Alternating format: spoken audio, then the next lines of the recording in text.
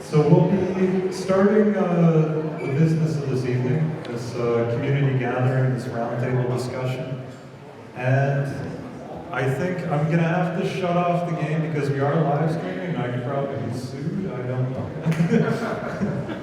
But I'll announce any updates. I'll keep the game on my phone, or if anyone says, if Canucks score, just jump up in your seat and go, woo! And then we'll make mention of it. But yeah, I guess you got the camera pointing right here. This is not, that's not the Canucks game.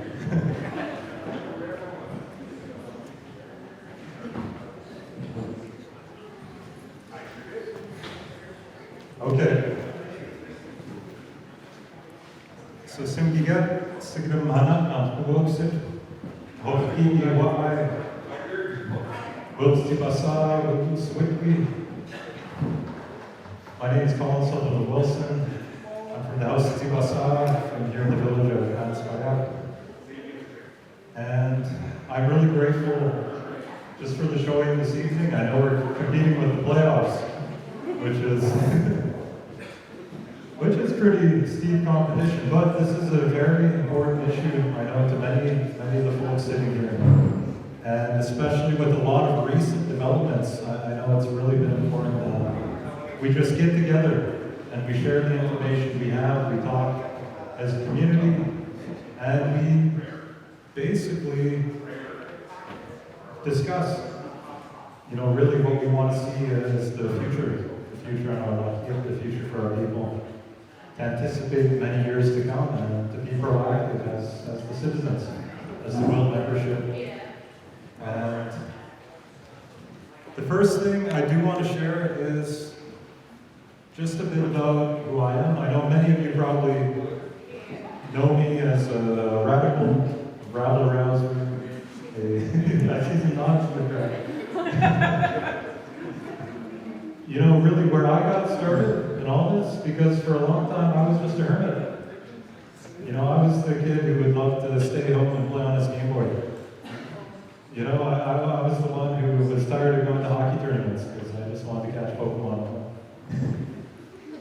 Really, so where it started for me was with Coastal GasLink at the Wet'suwet'en. Because I was down at UVic, finishing up my university studies there in environmental studies and indigenous studies. And that's when, I believe it was the second year raids on Wet'suwet'en. And I just remember seeing the statement being put out there where the Wet'suwet'en chiefs and houses did a call out for support, for solidarity actions across the country. And that was leading up to Shutdown Canada. And I could sit there and do nothing. Just instantly all the academic stuff. I was on the UVSS, the Student Society, all sorts of things going on, probably 3 different martial arts courses. But that just fell to the wayside because growing up, I'd always heard about, the fight, the bigger fight that was going on between the Gitxsan and the Crown. And that's always been on the back of my mind. Listening to stories of when our Simgigat and our elders and our Sigimana would gather in spaces like these and strategize. Prepare for cases that shook the world. They called the Gitxsan the Wet'suwet'en the hand that shook the world, dealt with cases. And, I think we just come from such a strong background of very intelligent thinkers, who come from our system, the Gitxsan system, the IO, the laws, and then they take that fight into foreign courts, into hostile courts, into very often racist courts. And it's an uphill fight, and I think that's, I have nothing but admiration for the strength and the spirit of our ancestors, in the past 100 years. And so, just by opening, I want to share some words that were actually from 100 years ago. And these these were words that were transcribed from Fanny Johnson, from Hanamu, 100 years ago.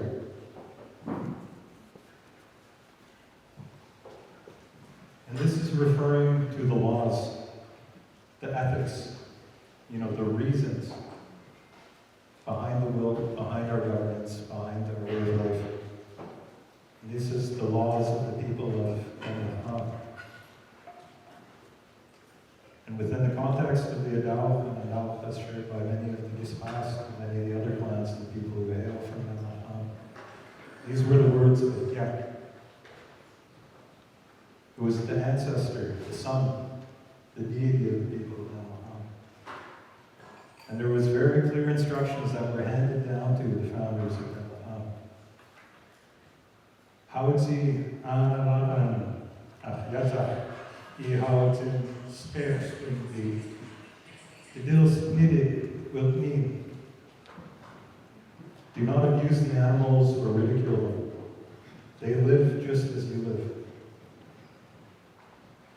Hoti Hawazin Nidid. It Hike needed. Dem it hod did mean. Iluyalt hata. They have spirits that watch over them, which stand ready to punish misdeeds by humans. Hawzin ano asmachti. Hawzin lubalai ulah with klasipti. He was how Tim Zagur Gitxsan. Tim Dil needed.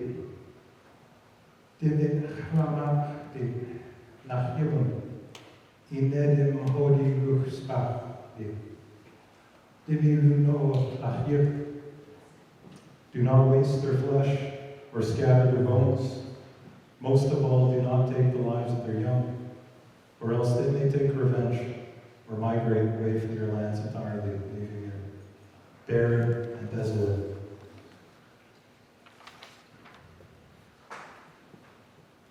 And then it goes on to say, I sakalanet netchlochs negod and is, I lachach and zot, tachnit agwi it is. Hawzin lubalai will agree aflapis. Hawzi ansquatni quick sabe anod. Dim hod with nin dim imwah an ha. Lastly, the sun is the father of life, and the sky is his home. Life and growth for all living things are his responsibilities. Do not destroy this work and hurt the beauty of all creation. Do not taunt or mock the sun, or you may bring upon your own downfall. And I think that's important, because that's the ethics that underlies the communal decision-making that exists within the will structure. Within the wider scheme, in my travels across Canada, and especially in advocating for the will system in the face of the Crown system, even in the face of the band system, where I'm currently an elected representative, I often have to say that the will fundamentally is a far more democratic entity than any representative democracy that you'll find within the Western system. Because the people have a voice. The will membership has a voice. Because everything we own is collective.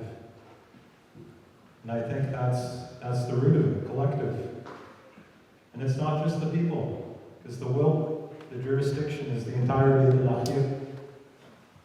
So that's a part of our collective too, because we're fundamentally made of the exact same stuff as all those cedars. They grew up on the same sand that we did. And all the trees, the animals, the bears, Like, I think if you put us under a microscope, and you did the tests and you tried to figure out the trace where all these minerals that make up our body came from, it's the exact same stuff as all the other living beings that live on our planet. So for me, that collective consciousness is very important in this story, in our story. And I just really want to commend, I noticed there's a lot of leadership within the Gitxsan Nation who's in this room. A lot of leadership who's been fighting this fight for a long time, and I just am eternally grateful. Because it's not an easy fight. Like I mentioned before, it's an uphill fight. Tonight we're going to be talking about the Prince Rupert gas transmission, PRGT pipeline. We're going to have updates to share and just information. Around you'll see lots of maps that have the route, that have the location of proposed compressor stations and other works, and waterways, proposed drilling. And it's not hard to imagine what that might look like, because you only have to drive a couple hours south to see the impacts that it already has had on our neighbors' territories. To experience it firsthand, to see what it's like to be driving up and down those roads. Whether that's police presence, whether that's just a huge boom in population, whether that's just the complete upheaval of social dynamics when they introduce thousands of workers to a new region. There's a lot to that story that will get talked about, I'm sure. I think in the meantime, I just wanted to talk about some of the bigger picture stuff. Because that's where I think it's important that we come together in meetings like this. And, the focus is unity. The focus is respectful dialogue. The focus is our vision for the future. What is the document going to look like in 50 years? What's it going to look like in 100 years? Are we going to be ready for that? We live in a changing climate. We live within the context of an international world economy. Even as we speak, is already turning on its head. Who knows how a trade war between the United States and China will impact our lives? When probably 98% of the stuff that we're all wearing here is made in China. Just little things like that. So for me, what inspires me is the work of our predecessors, because they focused on our strength, our autonomy. The derrière, the reliance, the inheritance and the power. And I think that's what I want to see in the long run. I want to see us strong, self-sufficient, with a strategy not only to survive what's coming, but to thrive in the midst of it. Because we have all the pieces here. We have the talent, we have the intelligence, we have the expertise. And I think for the majority of our history within the Canadian colony, we've been a sacrifice line.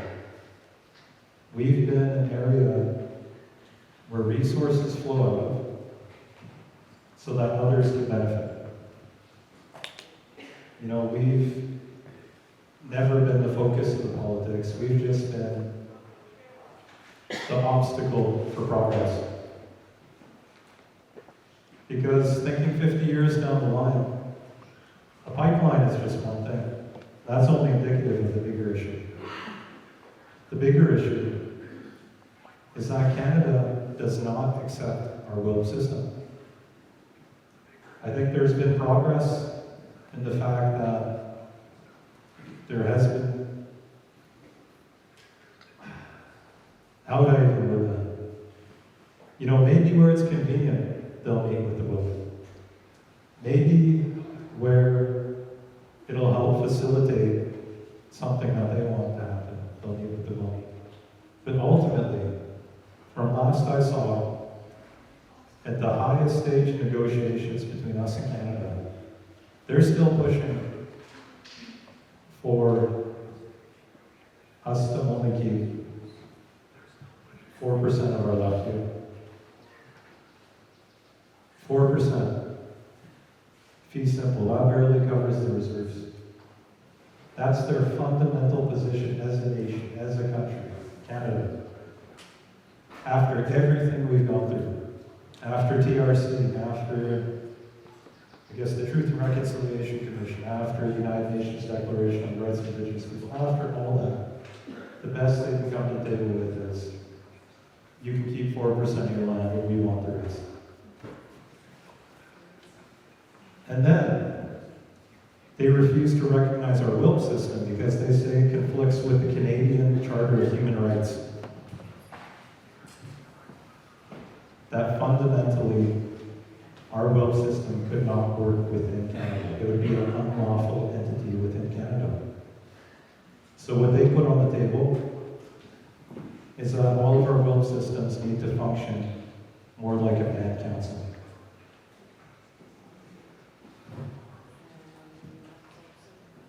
So, to me, that's the underlying conversation that exists, that needs to be addressed, that we will have to face that music at some point or another. Because in the meantime, sure, there could be some degree of cooperation, but until they change that tune, in my mind, that's not honest. That's not an honest discussion. Because my worry is, looking at the big picture, the pipeline is just the opening of the corridor. After you have the pipeline, you have access to all the Latvia which was previously inaccessible. Already in our neighbors' territories to the south, if you just look at the satellite imagery since Coastal GasLink went in, how much forestry has taken place that it was made accessible by that railway? There was entire areas of land that were 100% not accessible by industry until that pipeline went in. And another thing we have to consider is that we sit on a treasure trove of critical minerals here on the Gitxsan territory. And as the world economy is going, there is a transition effort to get out of fossil fuels.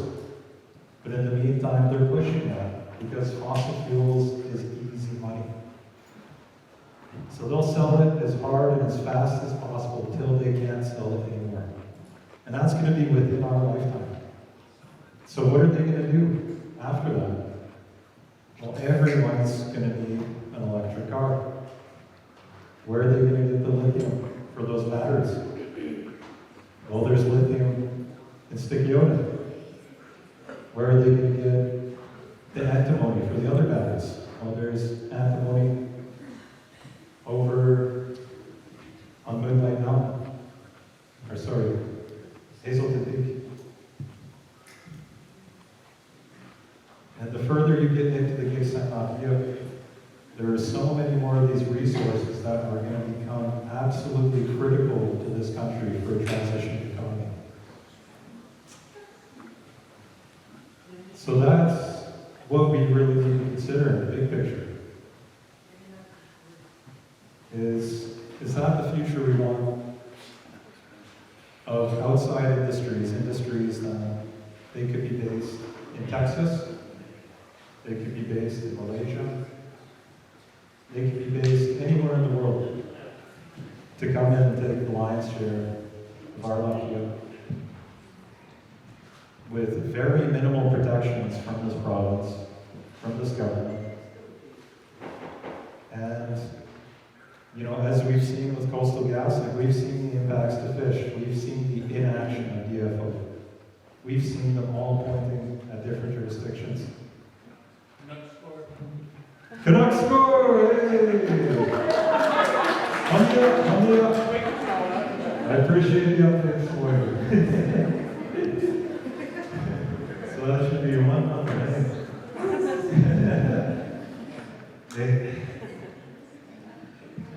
But yeah, I know there's a lot of people in this room who are working on these issues actively.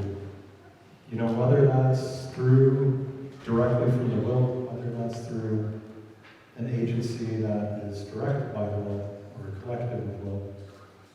And my opening there is just to add some context.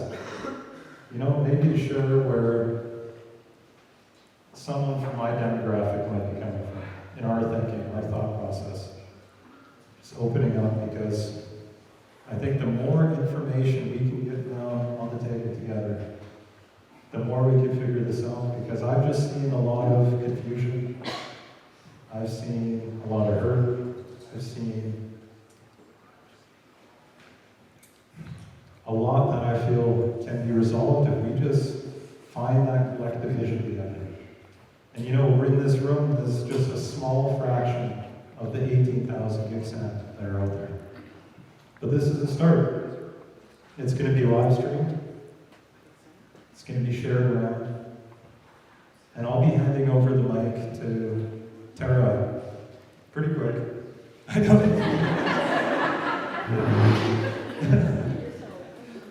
I apologize for the fake out there.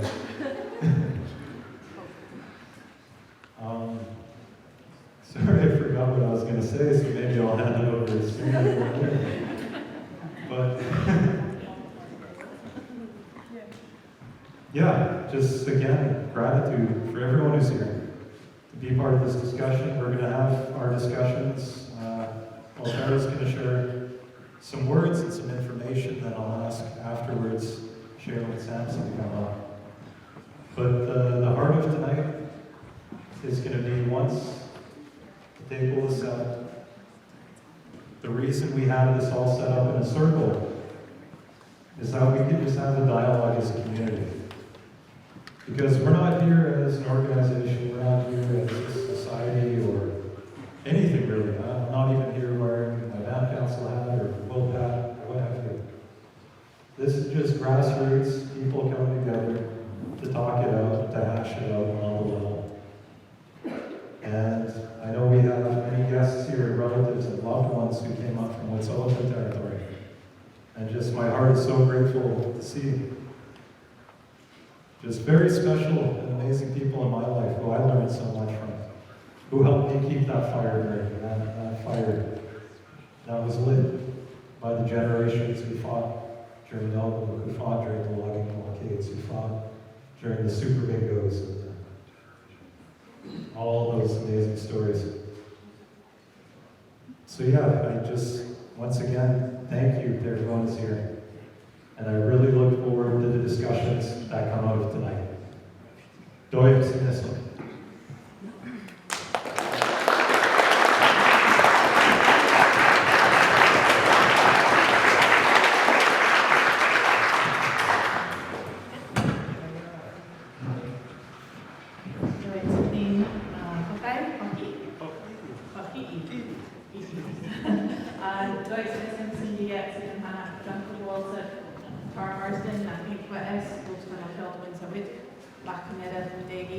My name is Marsden. My Gitxsan name is Snufking. I'm from in Gitxsan. I'm from the Frog Clan.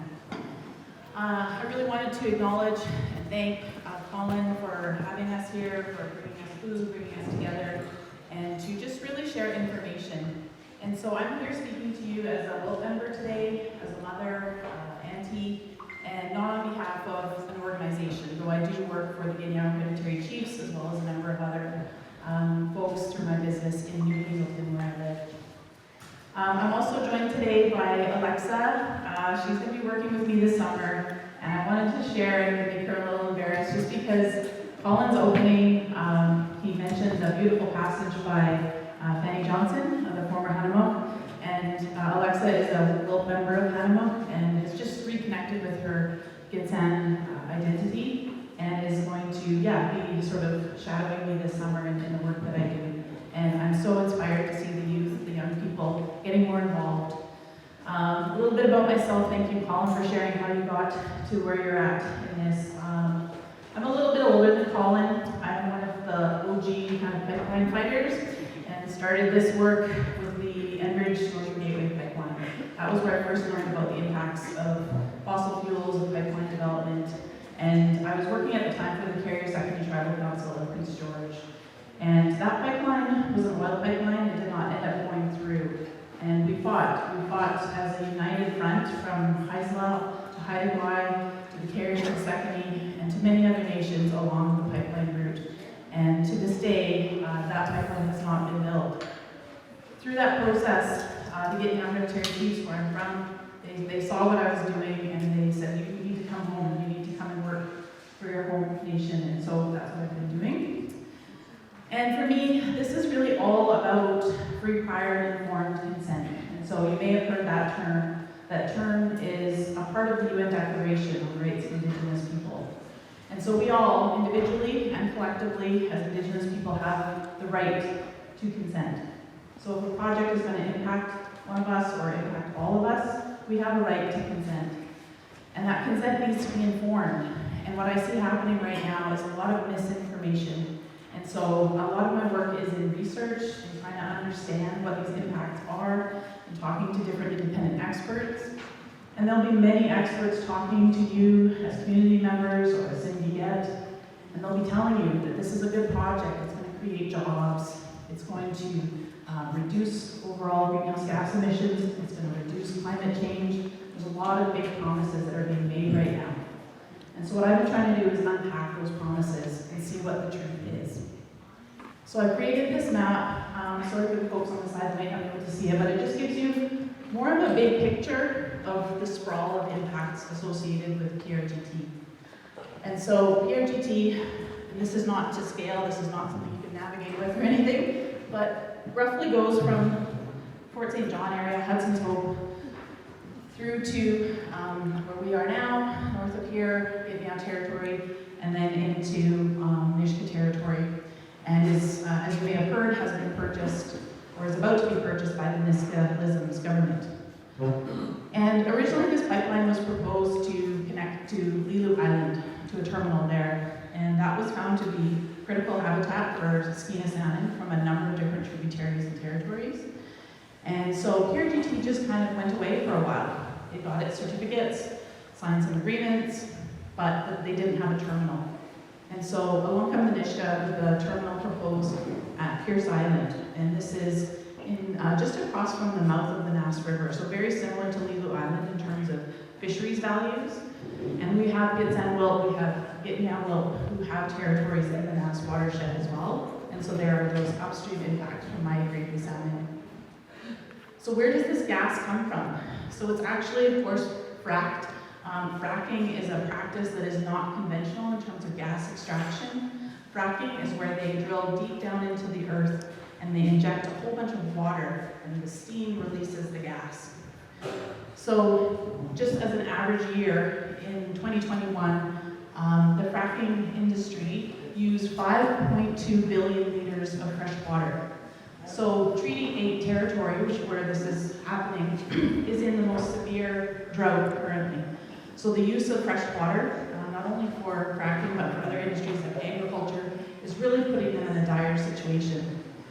There's also been studies by industry and government that have shown that there's a 29% increase in earthquakes from fracking, and this is because they're creating such disruption to that deep, deep earth.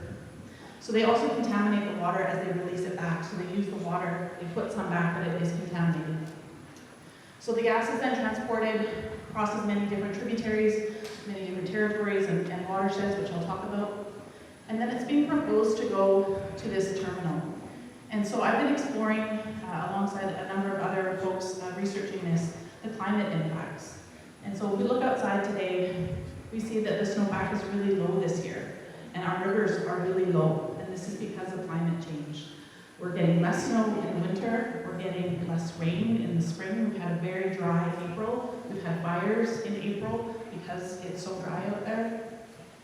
And so we're looking at the climate impacts. So Gitxsan on its own will produce 32.5 million tons of greenhouse gas emissions every single year. So greenhouse gas emissions are those gases that create the greenhouse effect in our atmosphere. And so that's what's essentially cooking us right now as our our temperatures increase globally. The terminal will also destroy 25,156 meters squared of fish habitat in the Nass estuary. It will affect a larger area of 139,102 meters squared of fish habitat. So that is for any whelk who has territory in the Nass watershed. This is where the juvenile salmon go. They come out of the river, they go into the estuary, and they're sensitive. They're like teenagers. You know, they transition from fresh water to salt water. So it's a very critical habitat for those juvenile salmon. So what happens with LNG is they actually have to take the gas and cool it. So that's what makes it liquid. So the cooling process, they're cooling it by 160 degrees Celsius. That's like a very energy-intensive process. So where do they get that energy? Well, they're proposing to use electricity. And so electricity in BC is BC Hydro, as we all know. But BC Hydro has actually been importing electricity for a number of years because we are so affected by drought that we don't have the big dams, we don't have the big run-of-river projects that people would expect for a province like BC. So we're importing electricity from the United States. We're importing it from Alberta. And their sources of electricity include coal and gas. So this is what LNG is currently promising us, is that we're going to displace coal in Asia. We're going to get Chinese folks and other folks in Asia off of coal, and that's why it's good for our climate. But in fact, to get the electricity that is needed, you will have to likely import. And so it's 5,100 gigawatt hours of electricity every single year to cool that gas. That's the equivalent roughly of the Site C dam, which is now just being constructed, also a huge impact in Treaty 8 territory. So you see lots of fire on the map. Obviously, we're dealing with wildfires all the time. This is a part of our regular life, sadly. We're also dealing with drought. So 86.4% of BC is currently experiencing some degree of drought. So we have just got on the radar in our region here. We were okay, but now we're in stage 1 drought. I just checked today. So the water is needed for the hydroelectric development, or it has to be imported from dirtier sources elsewhere. And then they get on, the gas gets on the ships, and it goes off to Asia, where it is intended to displace coal, but we don't have that guarantee as of yet. And they also don't track all of the greenhouse gas emissions associated with the shipping of the gas. So a lot of combined climate impacts. So the maps are up. I won't go into any detail.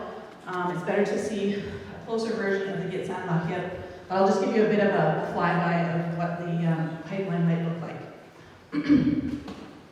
So it enters the Gitxsan Lakiat at the Sasko Pass, and then it leaves and enters Gitxsan Lakiat at around Hilltop Lake or Dungelt, and it's about 119 kilometers total of pipeline that's being proposed.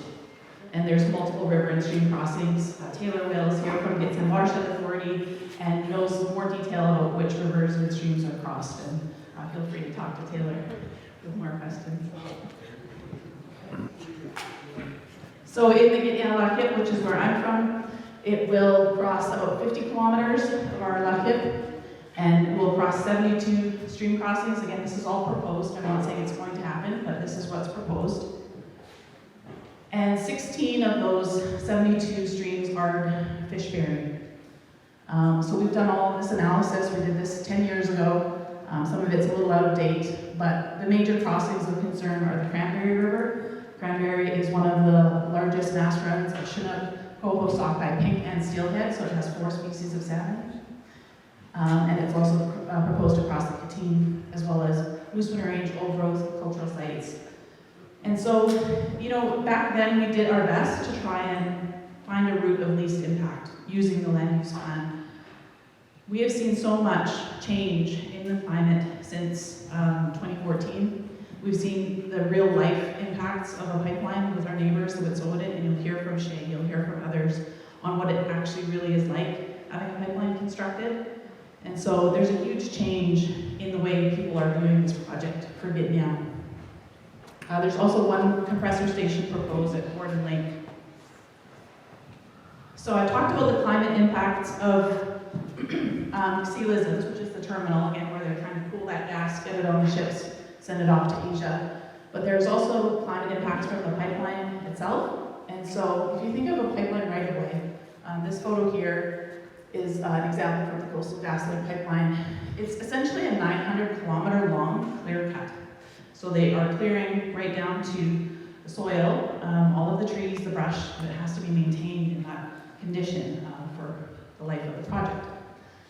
So all of those trees are storing carbon, and carbon needs to be stored by trees to help us reduce climate impacts. So when you cut down the trees, and when you disrupt the soil, you're releasing carbon that is essentially being stored for us currently. And so the estimates, and these are outdated and definitely underestimates as far as we know, but from the 2014 assessment, 4.4 million tons in construction of greenhouse gas emissions and 1.9 million tons in operation. So a huge contributor as well to greenhouse gas emissions. So we're trying to get information on what the current impacts might look like. The company is really resisting these requests. They're trying to say that everything was done in 2014, it's all good, we're just gonna go ahead with our old permits, our out-of-date data, and push this through. So that's the message that we've been receiving so far. Hello. I'm just about done and then we'll open it up. So in addition to obviously the impacts of construction, clearing, tunneling under rivers, all of that, there's a risk of what we've been told, you know, when we reviewed this, they said if there's a leak, it's okay, it just goes into the air and it's just gone, it just disappears. But we just saw this in Edson, it was shared widely on social media, Edson, Alberta. So TC Energy is the company that is trying to sell the pipeline to Niska, and they had an explosion, it went all over media, and yeah, so in a dry area, a rupture can create a significant fire like this and in an already dry condition.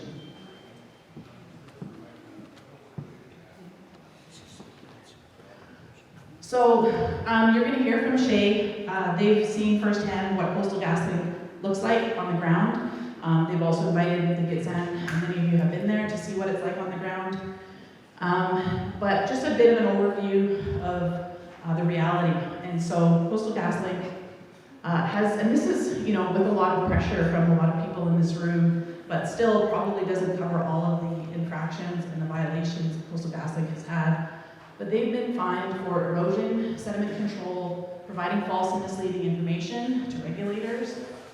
They've had 59 warnings, 30 orders, 13 stop work orders, and over $800,000 in fines.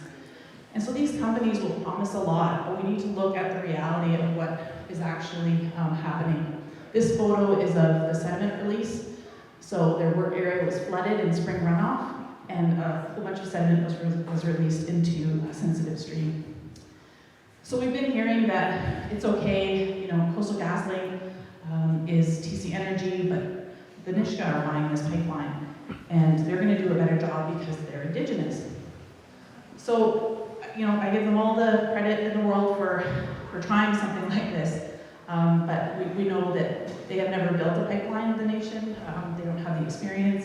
Their partner is a Texas oil company, and the standards in Texas are a lot different than the standards we might have. And so there's a lot of, I would say, reason for concern in terms of the likelihood that we will see anything better than what we've seen in Coastal GasLink pipeline.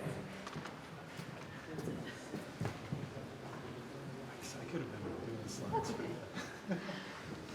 So that's the end of the slides, and I don't know if you want to do questions now, or if you want to wait until after Shay or not. I think we'll call Shay up and then we'll open it up. Okay. The entire floor, yeah. Well, thank you everybody for your attention, and if you want any more information, this is just a very quick overview. I'm very happy to share anything. I share all information transparently. It's all up to all of us to get informed and to make that decision for ourselves on what the real benefits and impacts of this project are. I'm really excited to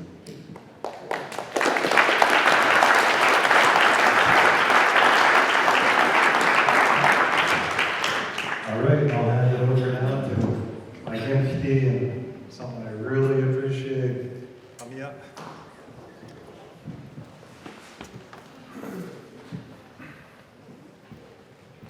My name is Shay Lynn Sampson.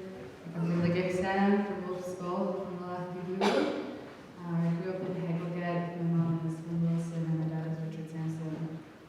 And I feel really honored to be asked here today.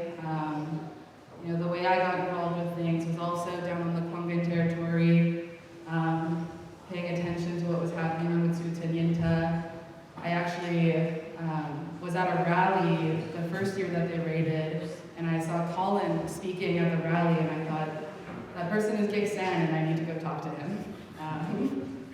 And that's kind of just like started a domino effect in my life. I really got involved with more and more things. Kolin and I were both in student government with one another, and both left after the second raid of Wet'suwet'en Yintah to go be at the legislature occupation in 2020 during shutdown Canada.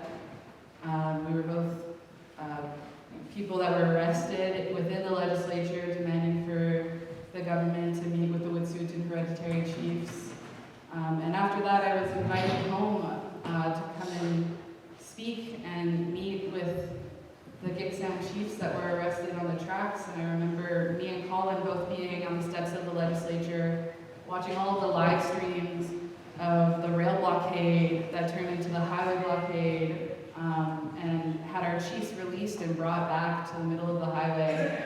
And I think in that moment, I just remember feeling so proud to be Gitxsan and so proud to be a part of a constellation of resistance that's been going on for many, many years in our territory. The last 4 years, I've spent most of my life dedicated to being on Wet'suwet'en Yintah and supporting the Wet'suwet'en.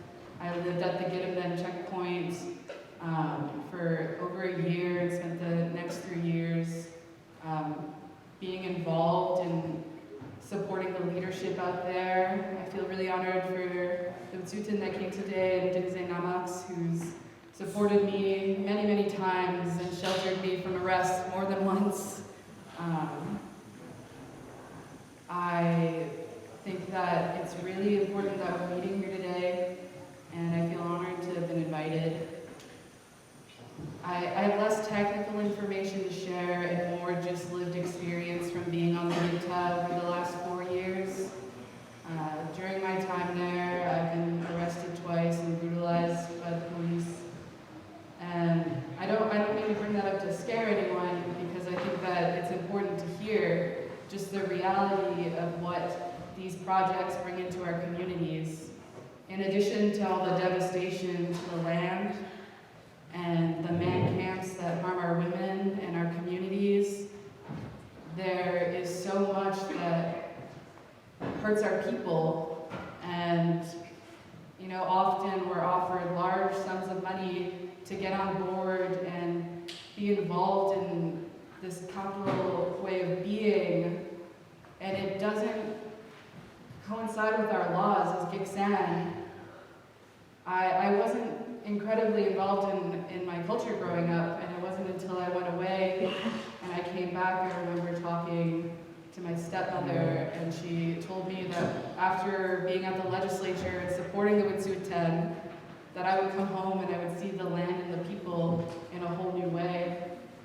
And after that, I decided that I had to move home. I was only going to come for the summer and stay on the Yintah for a summer. And I remember talking to Denzel and saying that I was going back to school in the fall, and he looked at me, he's like, "You're not going back to school." And I did it, and I ended up staying, and I, since then, have been surrounded by so much community and so much love, and really gotten to know what it's actually like to live on the territory, which so many of our people, especially our young people, haven't been able to have that experience, to know what it's like to drink directly from the river, to float down the river and see the salmon in their spawning season, and to know that you're there to protect it. It's been a really difficult few years, but I'm really honored to have been doing this work. And I've really lucky to have been mentored by Slato, Molly Wickham, and seeing the way that she's been able to move through all of this conflict, and just knowing how much of a toll it takes on her, how it takes on our families, on our house groups, and on our clans. In just the 4 years that I spent on the Yinta, I've seen complete devastation of the territory. I remember what it was like before the right-of-way was cut through Gitxsan, and I remember the first day I saw it, and it made me sick to my stomach. And I think as a Gitxsan young person, it's always been really important to me to stand with the Wet'suwet'en, because I know that we have an alliance that predates colonization. You know, it felt really important to stand in that ancestral alliance and to be able to meet so many people that weren't Gitxsan, that weren't Wet'suwet'en, that weren't even Native people, the Umshua that have come through and helped our movements. It's not just the Gitxsan against everyone anymore. The Gitxsan and Wet'suwet'en, you know, we have allies that are willing to stand up and fight with us, that are willing to take those risks. And, you know, I've been in the court system for the last 3 years. I was at Coyote Camp, which was the blockade that happened in 2021 on Wet'suwet'en Yinta, on Gitxsan territory, where we blocked the drilling underneath Wet'suwet'en of the Maurice River. And we were there for 56 days protecting that site. And every single day we were harassed by the police. They would come in, they would drain our drinking water, they would arrest people, they tortured people that were locked into different spaces to protect that territory. And in the end, they arrested myself and 30 other people that were there to protect the territory. And I was in jail for 4 days, other people were in jail for 5 days. And there's still 3 of us that are now facing criminal charges that could follow us for the rest of our lives and also give us jail time, you know, for standing up for Gitxsan and Wet'suwet'en law, for standing with our allies. We could be put in jail for doing what is right, for following the truth and protecting our territories. I think I'm really lucky to be learning from this conflict and being able to come here and share what I've learned. You know, I think I've seen a lot of instances where we try to assume that the people that we're interacting with have good faith, but in every instance of dealing with the police or with Coastal GasLink or the government, it's never in good faith from their end. You know, it's time and time again they've come in and they've removed our people from the territory. And I've seen such a diversity of tactics from the Wet'suwet'en as well. They've tried every route possible, you know, going through the EAO, going to international stages. Like, Namox has traveled all over the world to tell the world about what's going on in Wet'suwet'en territory. And the UN has gotten involved more than once and sent letters to Canada to stop what's happening. And Canada, every single time, has ignored them.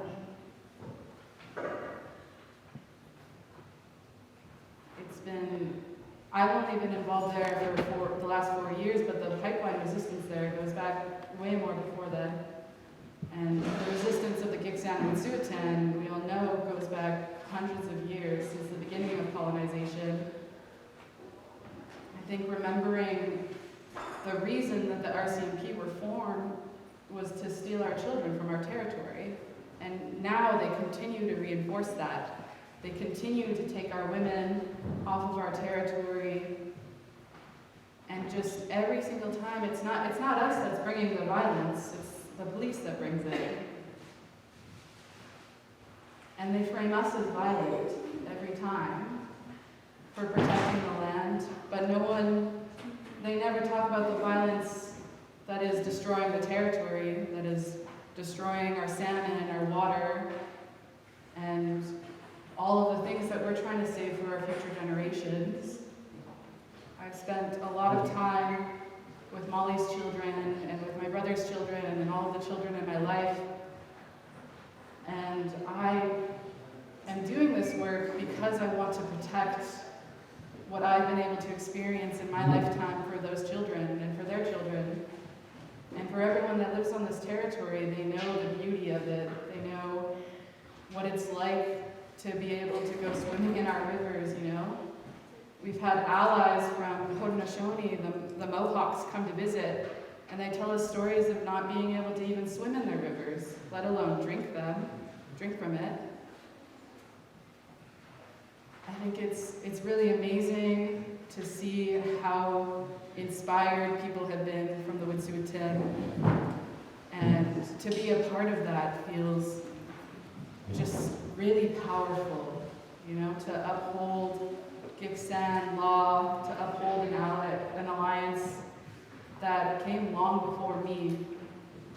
I'm really lucky that I've had the support of my family in being involved, and they understand why I do what I do. And I think as Gitxsan, we have an amazing history of that, of being able to stand up and say no and fight for our lands.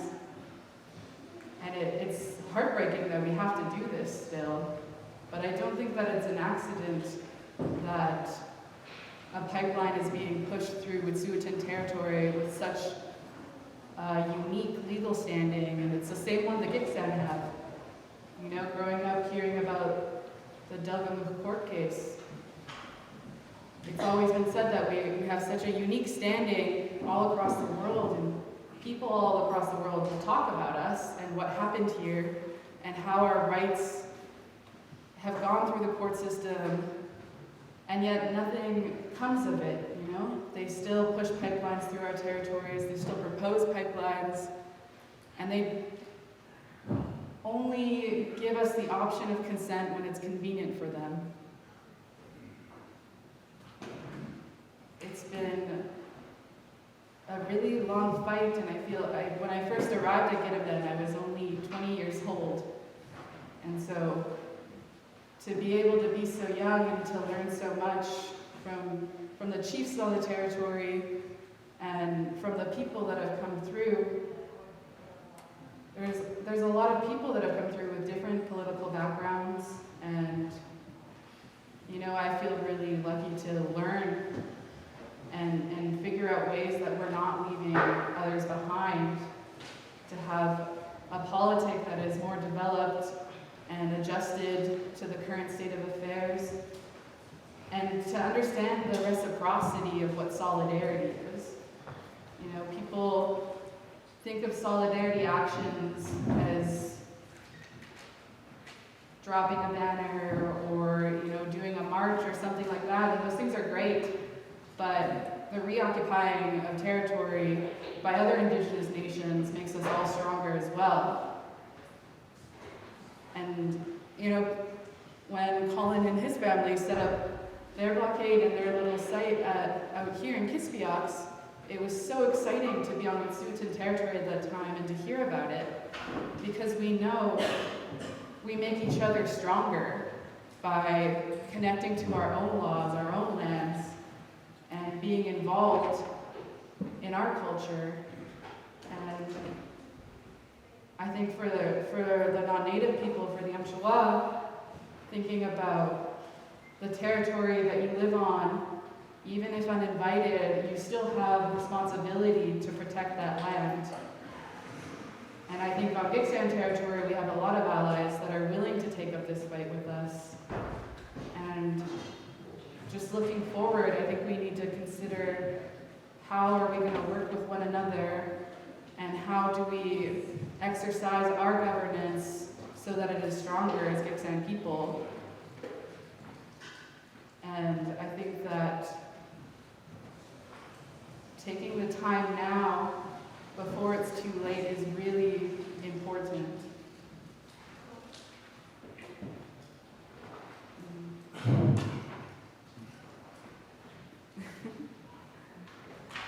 I also have a message from Slato Malukan. She really wished she could be here today, but she had to go away for a funeral in her family. But she sent me a message that I can read for y'all.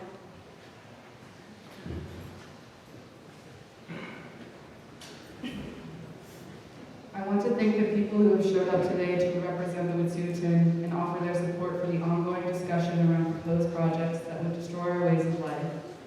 I apologize that I could not attend, but I have to attend a funeral in Prince George.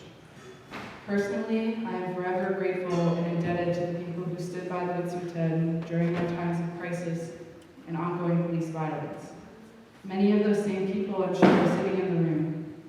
And to those people, I send my unwavering support and solidarity. I extend our support in whatever way you need in the coming months and years. I truly believe it is critical for all of us to stand together in whatever challenges we may face. For those that may have not had the experience of facing off with a project like this, I would like to share that there is nothing more powerful than people working together for their livelihoods and the future generations. We faced off with the state and multi-billion-dollar companies, and we have won. We did not succeed in preventing the pipe from being laid in the ground, but we have won on so many other fronts. We have never given up, and we never will. This time in our history requires us to take extreme measures to save not only our way of life, but our planet, and everything that survives here. What I have learned is that if we stand on a strong foundation with strong allies, we are more powerful than anyone can imagine. You have the advantage of establishing yourselves earlier on in the game. We know the tools and tactics they will use, and so you can be more prepared. And you must know with everything in you that you should, can, and will protect your Lafayette homes in future generations. We will be right there with you when you lead us. We must be as brave and strong as our ancestors were. I will tell us later.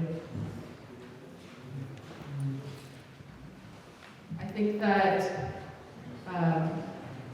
just building on what Slato said, she's right. It's the time to prepare and to work with one another. And I think an important thing I wanted to note also is that it's incredibly important to not disown all of the different tactics that will have to be used. You know, we've seen over the course of the Coastal GasLink pipeline and the resistance to it that things have changed drastically from the very beginning, you know? And we see right now with what's happening in Palestine and Gaza and the continued genocide against Native people on their territories that there's so much violence involved. And I mentioned earlier that, you know, we're the ones that are always portrayed as violent when it's the state and the police that brings that forward. And they always have, because that's what they were designed to do. And they push us through the court systems that's violent because that's what they're supposed to do. And so I think in looking forward and using a diversity of tactics and pulling people in along the way, you know, there's different things that will be used. There's different tactics and more radical actions that will happen. And I think it's important to just consider that there's real people taking those risks for our nation. It's not just about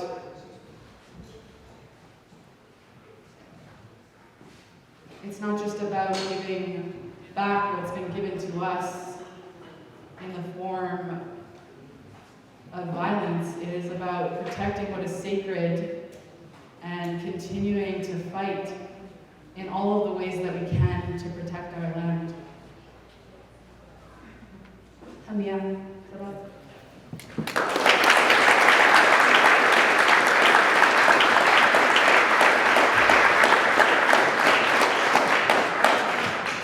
Thank you, Gitxsan. Yeah, thank you, Tara, as well. So for this next segment, I'll be going around with the microphone and we'll be opening up the floor. I already saw one hand up. But just to quickly, just really want to show my appreciation, you know, for our relatives, our friends, our loved ones who've all come out tonight. And it's a lot of work. It's a lot of hard work. And I think, you know, we really have to lift each other up because it's not easy. And that's just really where that unity comes into play. Because, you know, when you stand for something, you're always stronger when you stand with the people around you. When you stand with the people. And we got a big fight ahead of us.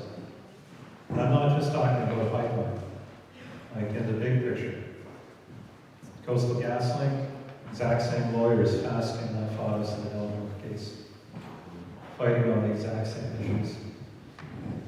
Canada not recognizing the hereditary system in the Wet'suwet'en territories where it's convenient.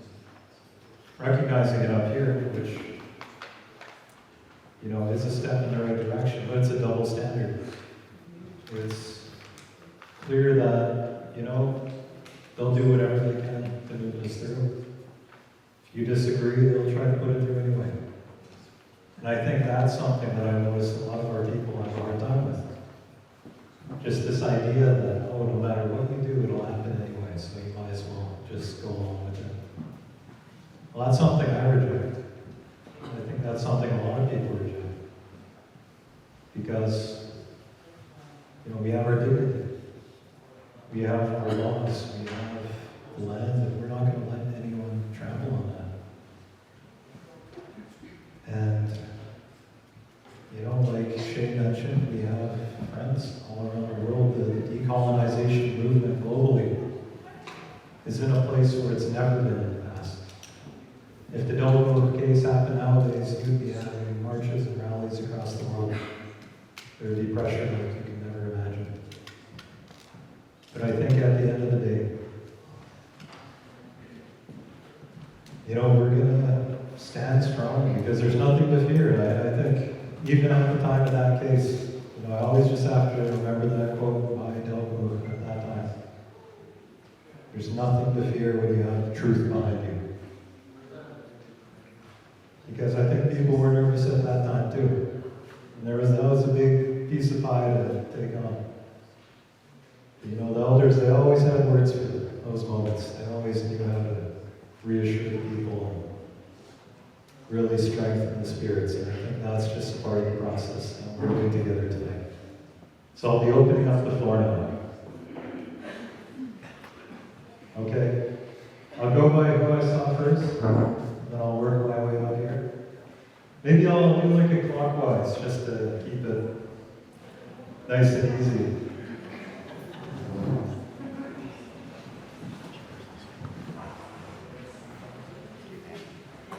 One of the things I heard was permitting. Is this permitted already? Has the permits gone through, Laura? Did you mention permitting?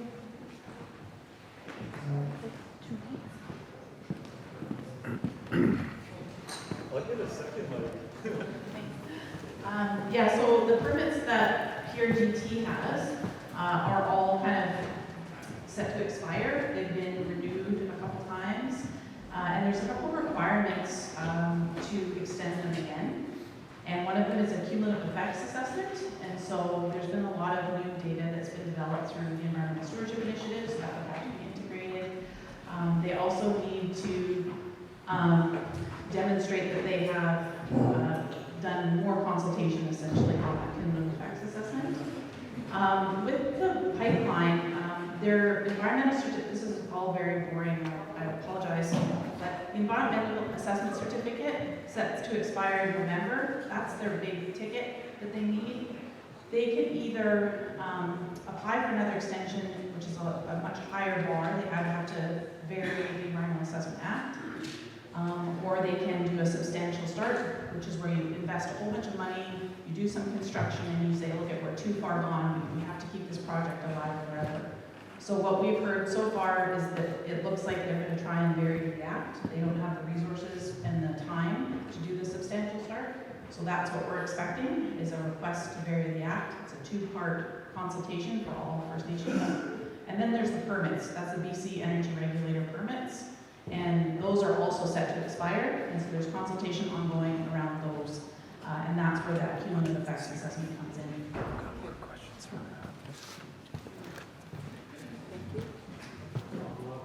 Thank you so much, Jeff. Thank you. And one of the things I'm going to say about permits, once they get that permit, some of them don't expire for 50 years, so you need to stop the permits. And the only way you're going to stop the permits is the environment. Thank you.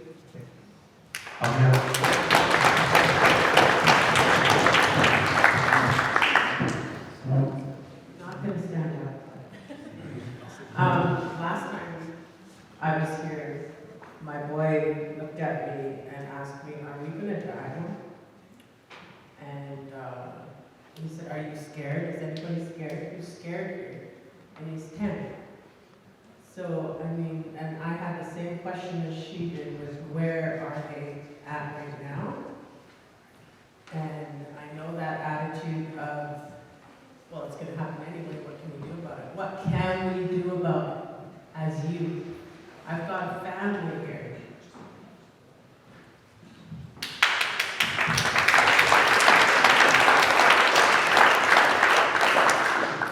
I think that's the crux of the matter right there. And as Tara just mentioned, that in order for this pipeline to proceed, they would essentially be a ministerial order to amend the act to allow this pipeline, the permit, to continue forward. Because these permits were originally issued at the exact same time as the coastal gasing permits and at the exact same time as the West Coast Connector pipeline, which is another one that's been proposed through Gitxsan territory, which seemingly has gone dormant, but that's what we thought about PRGT prior to this. So, if I remember correctly, when they applied to extend the permit, which was the exact, similar circumstances to this permit, when they applied to extend it for Enbridge, they had a public process that took place. And I know that the Gitxsan, as well as my house group, we made submissions that argued against the extension of permit. And we sent that out to every single community along the way. We sent that to the relevant folks. And I can't attribute it directly to what was coming out of Gitxsan territory in response to that, but then they canceled that application after the permit extension extended. And I think there's a lot of very important small pieces that have to fall into place for this pipeline to happen. Because right now it's in the midst of being purchased by the NISPA and by this Houston, Texas-based company, Western LNG.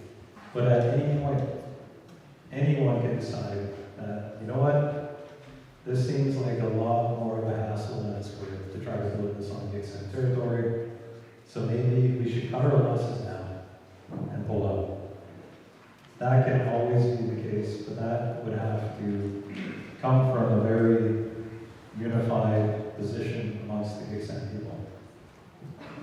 Is there a way to get them on for good, like get these proposals dropped for good? Protect our land for good.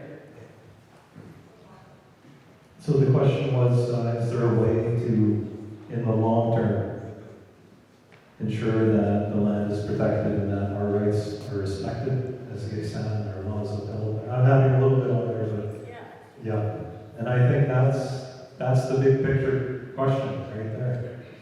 And, you know, as I mentioned before, the baseline is essentially we are still being seen as incompatible with Canadian government, our form of governance, our Lac-Gib, WILP, house-based governance. And, you know, I think we've seen some developments along those lines when it comes to, you know, matters of rights and title with other nations. But at the end of the day, rights and title, in my opinion, has proven to be quite the empty concept. Because when it comes to these court cases, and I think with Sullivan case, when they had their big injunction case, they did not look at Belgium. They basically said, okay, we have hundreds of hours of affidavits and evidence that clearly define Gitxsan and Sullivan law. And they said, we can disregard this because it doesn't fall within the scope of an injunction hearing. And there's more to break down the injunction process, but at the end of the day, they have mechanisms within their courts, whenever it comes to conflict, where they can basically completely disregard rights and title. And I think that's a big issue. And one thing that I found heartening, and I think the people setting the precedents are really the people who represent their traditional government ones who just get out there occupy land. Because I think even during the court case, that language of, exclusive, prolonged occupation, that's just an important part of the picture internationally. And, for example, like in Newfoundland, just across the river there, we haven't had province on the entire territory for the past, I think, going on 3 years now. And, it's somewhat of a precedent. And we'll have to see how that shapes up in the long run. But can you just imagine if every Gitxsan went out, put their stake in the ground and said, we have complete authority and jurisdiction over this lot here. And you're not getting through any single one of us until we sort out this big picture of it, and you respect our rights and our laws. Beach Pedapita is my name. I don't know, I've seen a lot of young people from the Kispiox Valley, along with all of the guys from Kispiox Valley. Along for 29 years I felt trees. And I know one time, if this pipeline goes through, it's got to be done right. I want to mention, I took a trip to Beaver Lodge, Alberta, move horses in a horse trailer. This is like 4 years ago. I took off from here in the winter. And I left Prince George through Pine Pass. And I was just appalled to see what I seen it. All the way through, all the way up to 14 John, all the way through. I thought it was lightning. The skies were clear. I was traveling that night. And I thought it was lightning all the way up. It's sort of, when you leave through there, you miss the mountains here. But I seen flashlight for miles. It just lit up. That's why I want to tell you people about what I seen through these pipelines. It's called flaring. Sorry, it's called flaring. These pipelines have these pumping stations all along the pipeline. And there's unwanted gas that you have to omit from these pumps. There's nobody around. Everybody's inside these buildings, and they're letting this unwanted gas on. And once you figure there's enough gas laying around for miles, you use a flare to light it. And woof, it just lights right up. And I didn't know that was going on. I didn't know until I got to Beaver Lodge, Alberta, to unload those horses. And I asked these people. And elderly couple, live all the way up. And they say, that's why there's no birds. That's why there's no animals. There's a caribou once in a while. But it's like the ghost moves coming through this way. They great fur on the moose. They said it's called flaring. I was just, how could the government allow that? For this to happen? I was board of directors in 2006 for Gitxsan Treaty Society. So was my friend. And this pipeline came up when we were board of directors.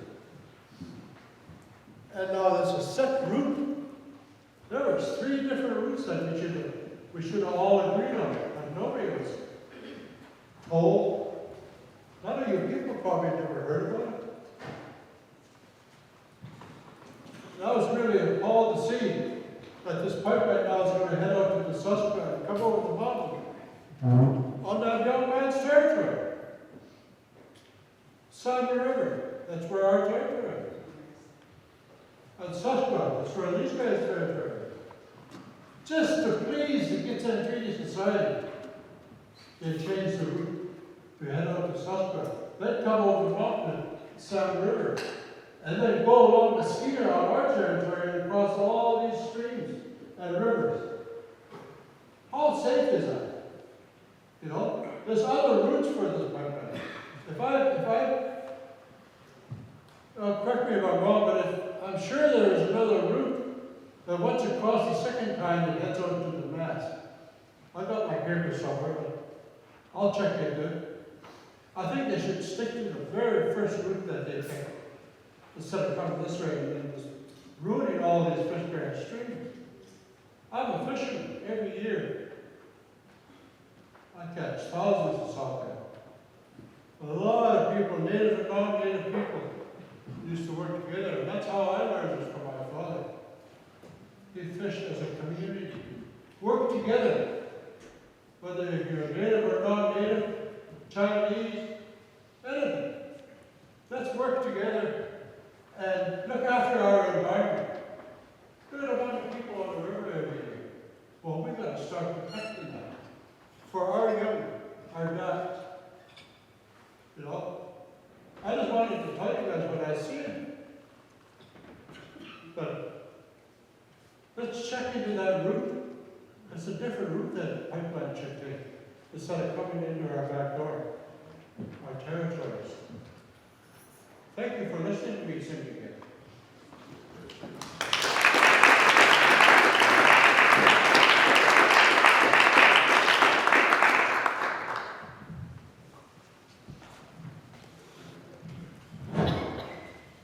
Thank you. I'm Jack Sebastian. I'm from the house of Luke the Juice. I'm one of the owners for the Saskatchewan territory. I just wanted to bring up LNG.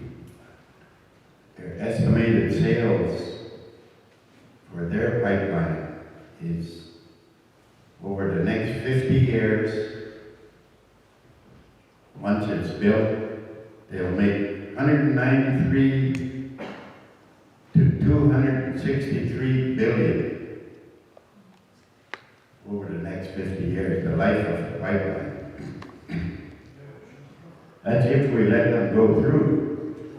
But I really believe that we have to get organized and stop them from going through, because what my partner said, look at all the animals where they're called compressors, and they let the waste of gas out. And they've been telling us all along, what Tara was saying is that it just goes into the air. There's nothing wrong with it. But we went to Fort St. John and we studied the area. There's no animals, no birds. In the streams, there's no fish. And we talked to a few native people, and they're always sick, especially when they let that air out of that pipeline. And the plan is, with this LNG, is they're going to build one right here, a few miles from Kispiox. So, what does that tell you? Just what this my grandson was asking. Are we going to die? That's exactly what's going to happen. Everybody's going to die. You're going to get cancer from this, diseases, be nothing left when they release that gas out. And I heard there's going to be 3 within our territory. So guess what the government is up to? They're going to wipe us out. So, just talking about this 193 to 263 billion, that's a lot of money. The First Nations people are going to benefit more than $1 billion. Look at all our territories, right from Alberta to Rupert. How many First Nations territories? Us Gitxsan, we have 33,000 square miles. And we're going to get $1 $1 billion. 1 to 2% of sales isn't unreasonable for First Nations people. And that's not just Gitxsan, that's all the First Nations along the route.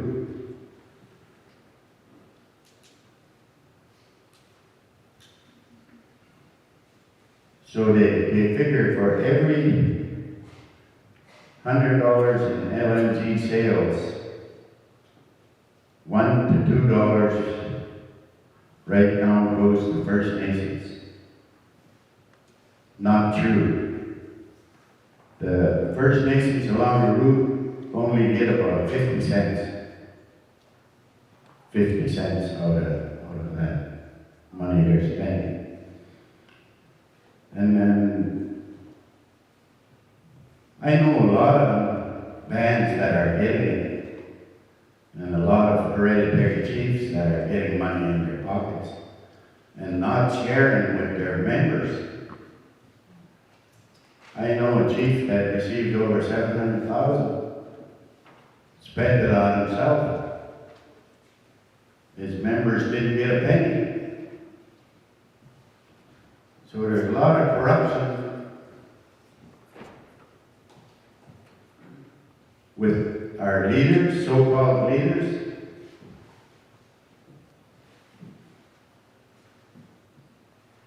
And it has to stop. We're getting organized now, and we're going to stop it from these leaders taking all this money and their membership not getting any. A lot of our membership are starving. Look at the high prices of food since the pandemic. So our group is really against this pipeline because we want our grandchildren to live. Look at what they're asking. Are we going to die?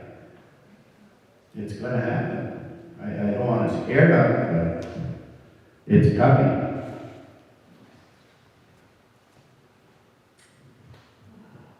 So they say that there's an additional 1 to 7 billion benefits for First Nations if we let that pipeline go.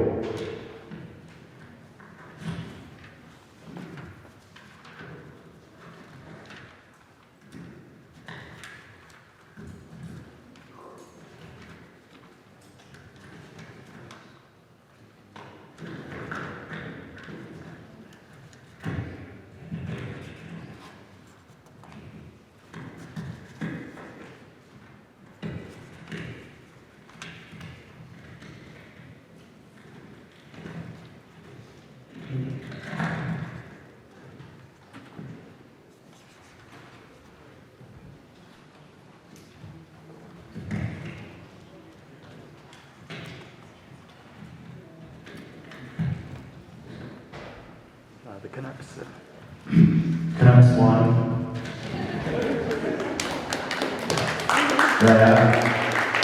Just to show you that none of that gas is going to come to Canada. None of it.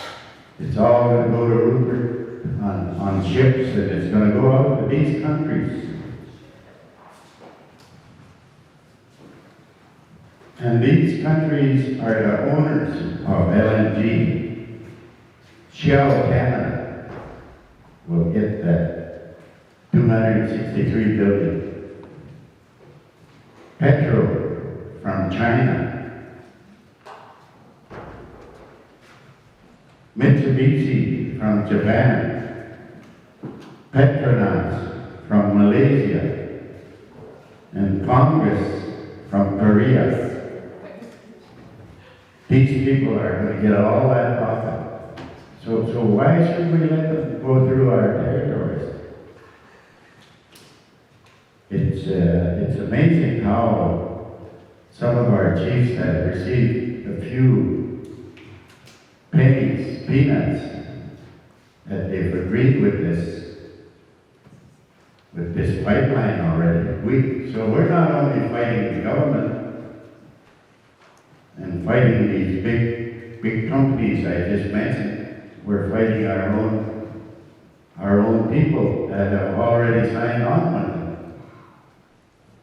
As far as we know, there's 13 of them that have signed on with them. They have to be stopped.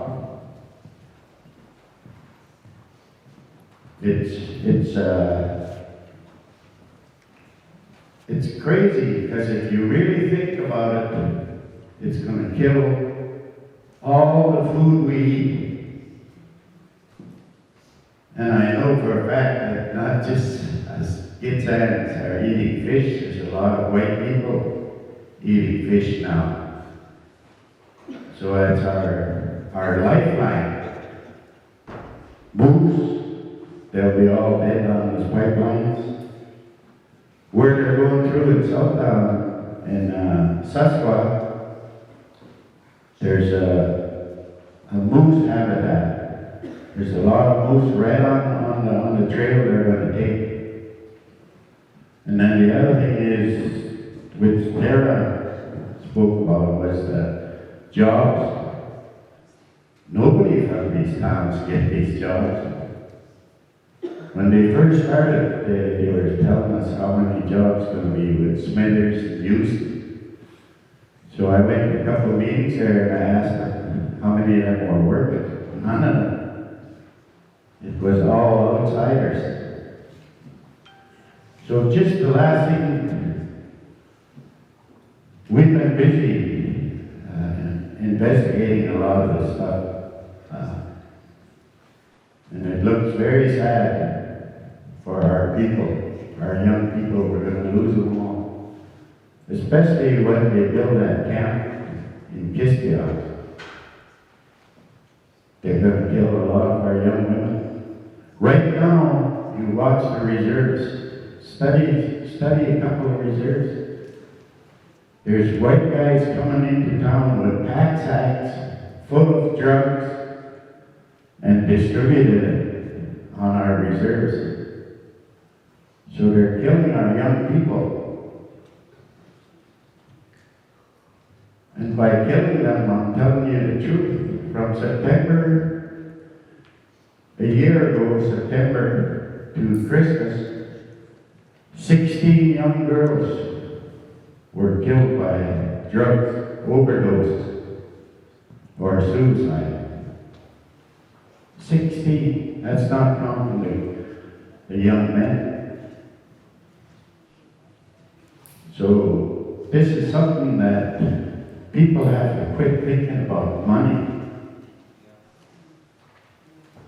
And our 13 chiefs have to be stopped from settling for peanuts. We should be getting 50% of all this money. If we're going to live. If we don't, then the pipeline should be stopped.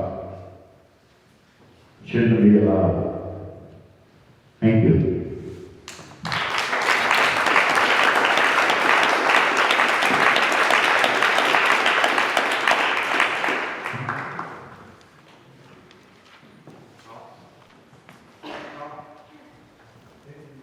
There should be a time limit on that mic as well, if we want to get through everybody. Good evening, everyone.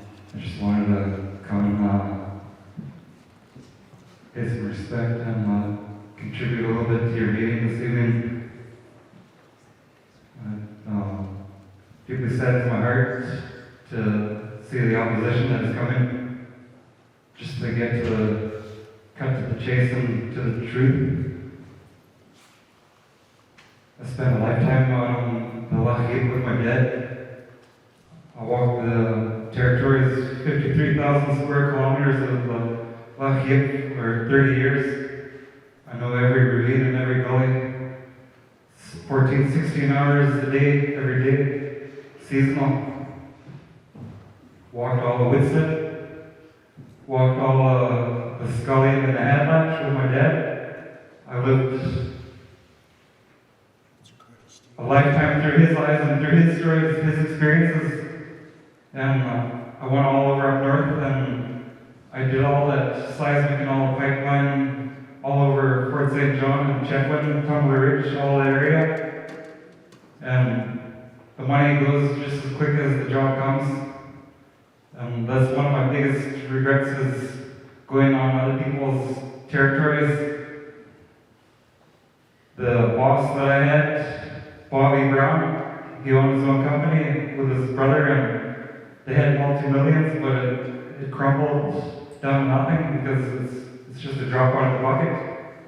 And what I've seen from my former boss's eyes was sadness, and he's telling me, oh, we used to hunt moose here. We used to catch a lot of fish here, and it's all just dead waters now. Because what happens when they put the seismic lines in, there's 2Ds and there's 3Ds. They line cut, and they have a receiving line and avoidance line. They'll drill every 1 kilometer, they call it a shot put, and it'll be 100 meters around, and they'll drill a hole 1 kilometer down, and they'll drop dynamite in there, and then they'll be letting off these blooms, and that's killing what you see as Mother Nature, and then it's spontaneous combustion. That's how they get all their LNG and all their gas.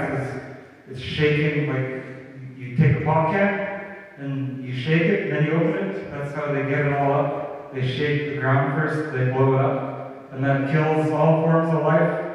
Whatever is up above on the soil, and that's going to wreck the ecosystem. It's going to wreck it for 100 plus years, and it's going to be catastrophic. And we need to start uniting now together as one.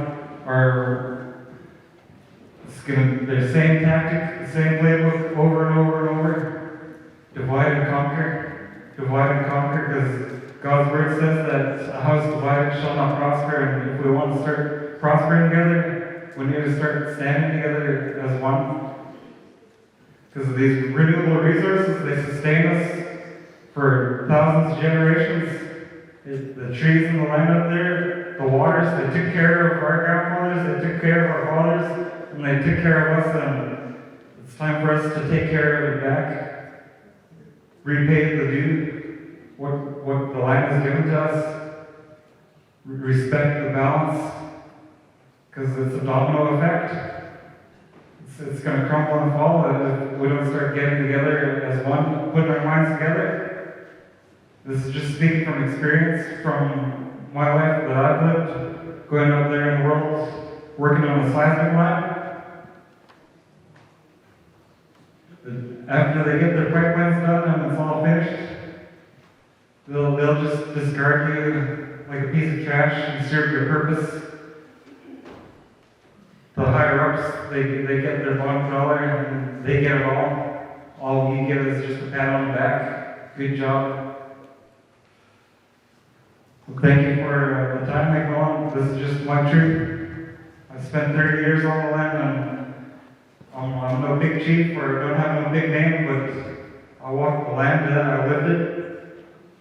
And I love being up there. There's nothing else I wouldn't trade for the world. It's a little piece of heaven up there. If you spend the time up there alone, deep in the woods, there's nothing like it. It's the best medicine in the world. It's the best therapy. It's nothing no therapist or no professional help can give you other than that. Just I commend the leadership and allowing for the open mic for other people to speak. Right down to the little guys like us, because I know where I stand. And thank you for a little bit of your time. This is just my truth. Lived up there off the land. Connect with the land yourself. Go deep. Don't be afraid to get lost. Okay? Thank you and God bless.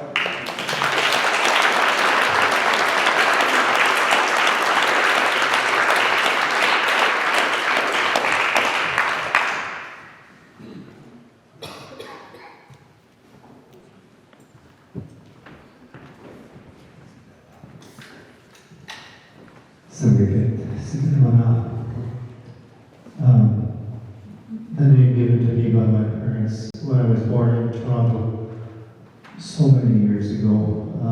This Alfred Brady, and I've had the awesome privilege and pleasure of being adopted into Wilkes House and given the name Wawa. And I've had the pleasure of living in the Kispiox Valley since 1973. And when we first came here, we knew we were in a place we were supposed to have been a long time ago. Maybe as settlers, that's what we are now, but somehow I felt it was more of a homecoming almost with what the feeling was when I had come here. So, thank you, Colin, for your work and doing what you're doing here. And thank you, Tara, wherever you got to, for your presentation. And all the other speakers who have gone before, and especially the young man who just described his experience, because it reminds me that there is incredible beauty in the land, there is nurturing happening in the land. As an occupation, I'm a mental health therapist, and I know that a walk in the woods is hell of a good therapy for all of us. And I think just as an observer and also as a participant, I was able to act as a legal observer for the Wet'suwet'en on a few days over their territory and watching what was happening there and the disrespect given to the Wet'suwet'en people. And that will happen here. But people like yourselves could get together as a whole, if possible. Could you imagine 1,000 people standing and blocking the roadway?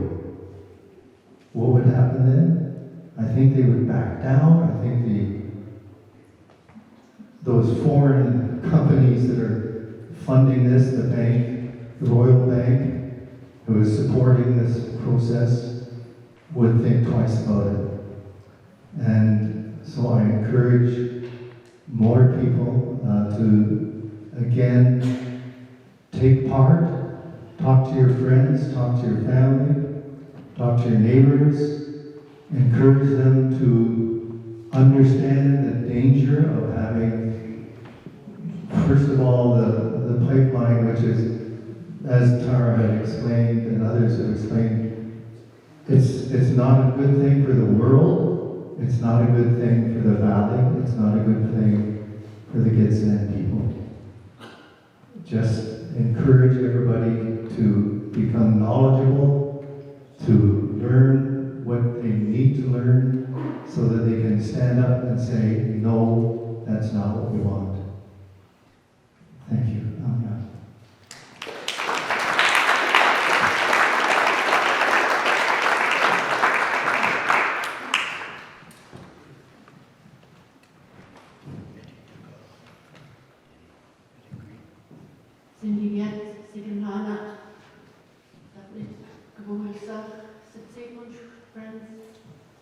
Neighbors, first of all, I want to thank Gail for this territory we're on, and the other small Gitxsan Sikanana who also border this territory. I want to say thank you for allowing us to do the work here. I come from Wawa, Ibu, Cadet. We originate from East Lagas.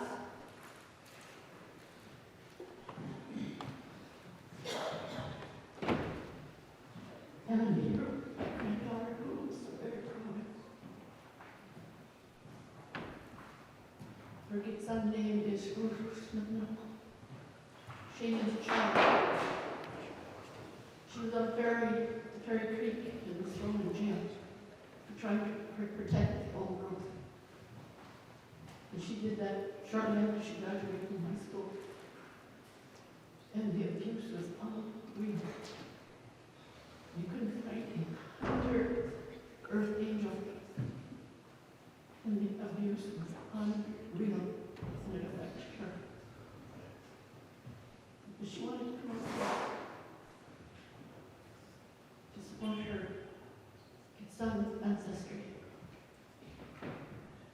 My brother was here. He's our Samogit, and he had to leave. But he had a message. He looked at the list of the 11 territories, the Samogit names of these territories, and his words were, it's not about these 11, it's about the Gitxsan nation and all the other nations that live on our territories. The creeks run through all the territories, and nothing can ever be decided, he said, by one territory. Never. The creek runs through 6 other territories. You can't do anything until you consult with the 6 territories before you make any kind of decision.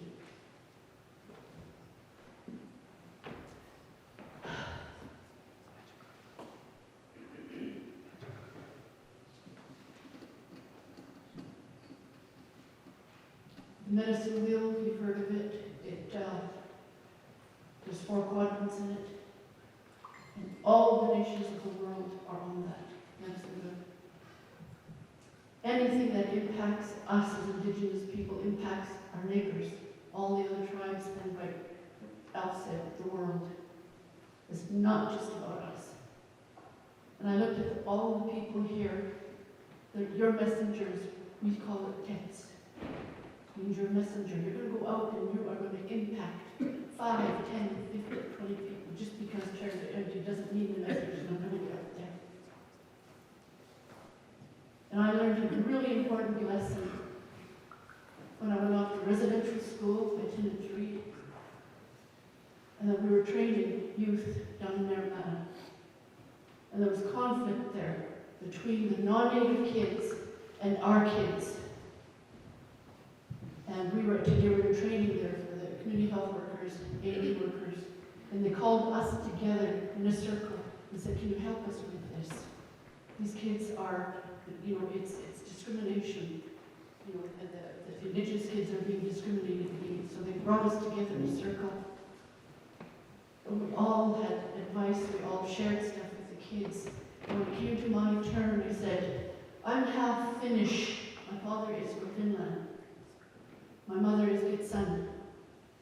If those 2 nations can live inside me, then we can all live together, because it lives inside me. And I know, there's a lot of intermarriages. Miners came in, prospectors came in, and there was a lot of children born from other nations. It didn't affect the fact that we're still matrilineal. I come from a Gitxsan matriarch. I'm Gitxsan, but I have a bigger family in Finland. So what impacts me is going to impact my family in Finland. I'm so proud and happy to see, what a variety of people that are here. When you look at the medicine wheel, all 4 nations are on there. But there's an imbalance right now happening. You look at it, there's the white section and the red, the Indigenous section, which is us. And we're living together, we're working together, but there's an imbalance. Something's going on in the world where we are being raped to benefit the red or the yellow nation. There's an imbalance. And who's going to correct it? Each one of us here. Every single one of us. When you go back to your homes, to your communities, that's where the change is going to happen, and it's already been happening. The other thing that I really want to stress is the matriarchs. And the world labeled it, feminism. Didn't know how to reply to that. I mean, our system is based on the matriarch system, which means the female is the most important, not over the guy, but the most important, because we're the life givers. And every guy that's out there that is hurting our women, hurting our territory, gotta be reminded where you come from. Where'd you come from? And ultimately, like Al said, it's the world. We're gonna impact the world.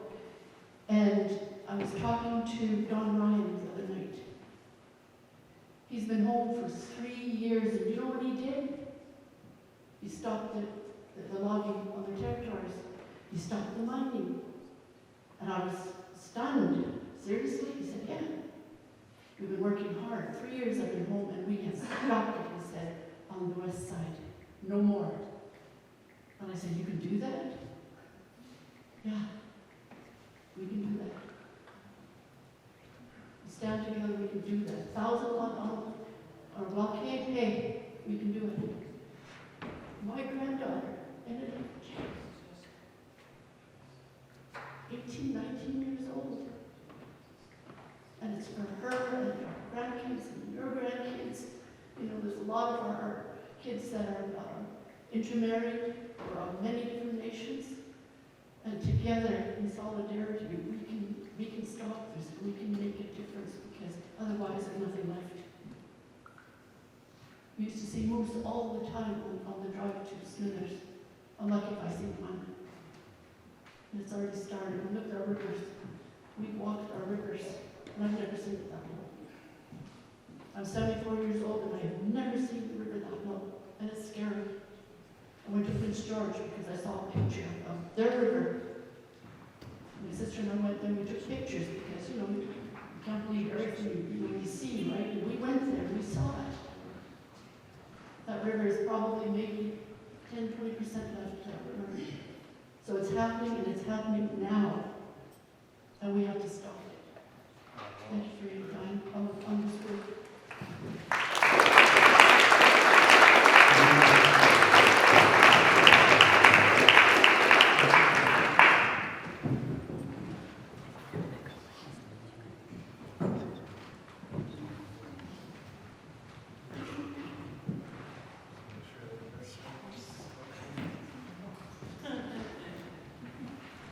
Seeing that, he said, move it along.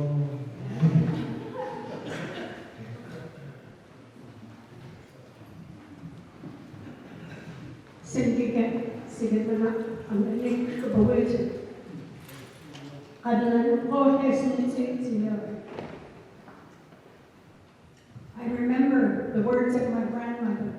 We come into this world bare naked. We leave the same way. So therefore, whatever we gain financially or whatever we have, we cannot take it with us.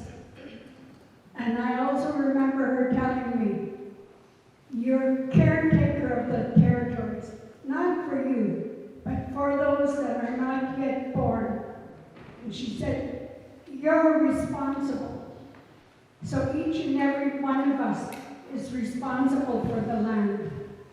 For all things that are on the land, we have a responsibility to it. And nobody can ever say you can't do this or you can't do that. They told us we couldn't stop the Stewart Dominica Resource Road through our territory. We built a cabin in the middle of the right-of-way. And we occupied the cabin, and the road stopped. The road was to completely bisect Gitxsan territories so that everything could be mined or logged and shipped off to Stewart. But we stopped it, and I strongly believe that if we all stand together, that we have the strength and the wisdom and the power to stop it. Just last year, we had a Gualtiers feast. Gualtiers is the ability to pass everything from one generation to the next intact, both the tangible and the intangible.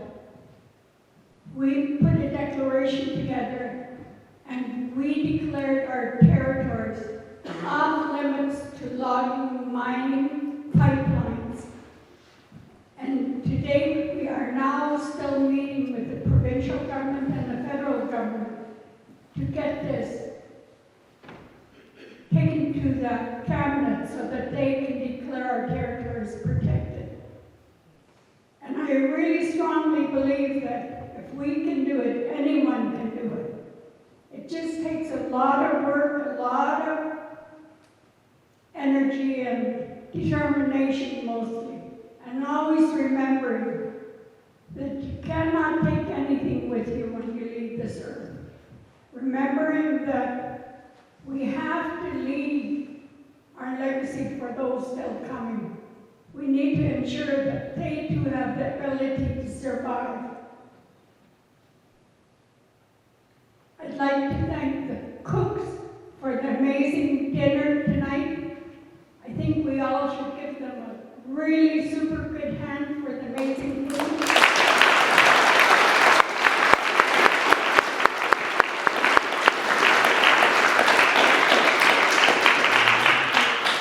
I'd like to thank Kolin for always organizing things so that everybody can get together and have a voice.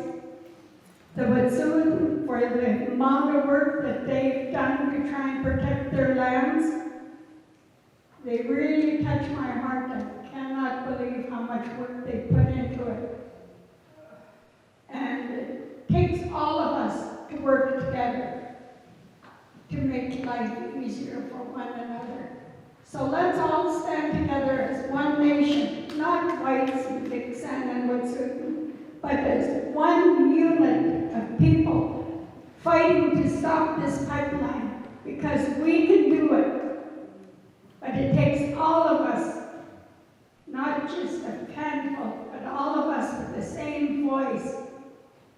And it doesn't matter, you know, that some of our hereditary chiefs have signed on and collected dollars, because in the end they cannot take it with them. And also in the end, it's up to every single person on Gitxsan territories to make the final decision. And it isn't only us it impacts, it's the coastal people, it's the people in Alaska, people all over the world are impacted. Our salmon leave our territory and head up to Alaska to get nice and big, so when they come back we can catch them huge. And the Alaskans benefit from our fish, so it impacts everybody. So let's work together, let's be one united group of people.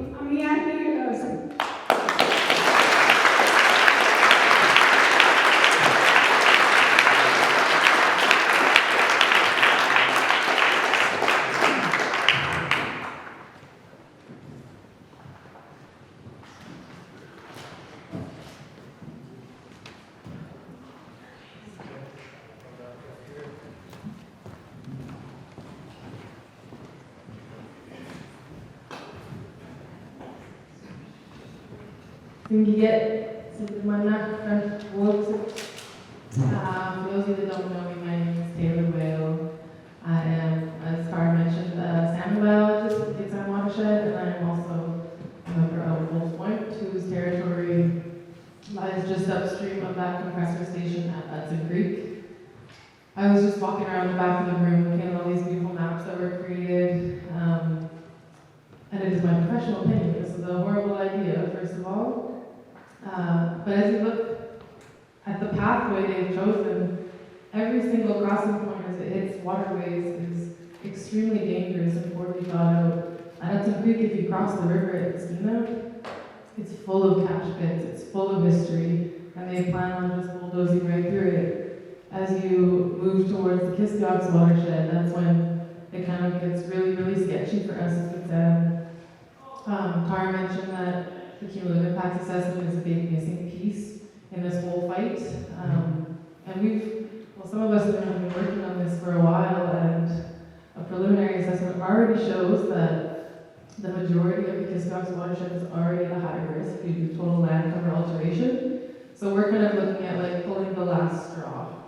And that's just one layer of impact. That's just land cover that we're talking about.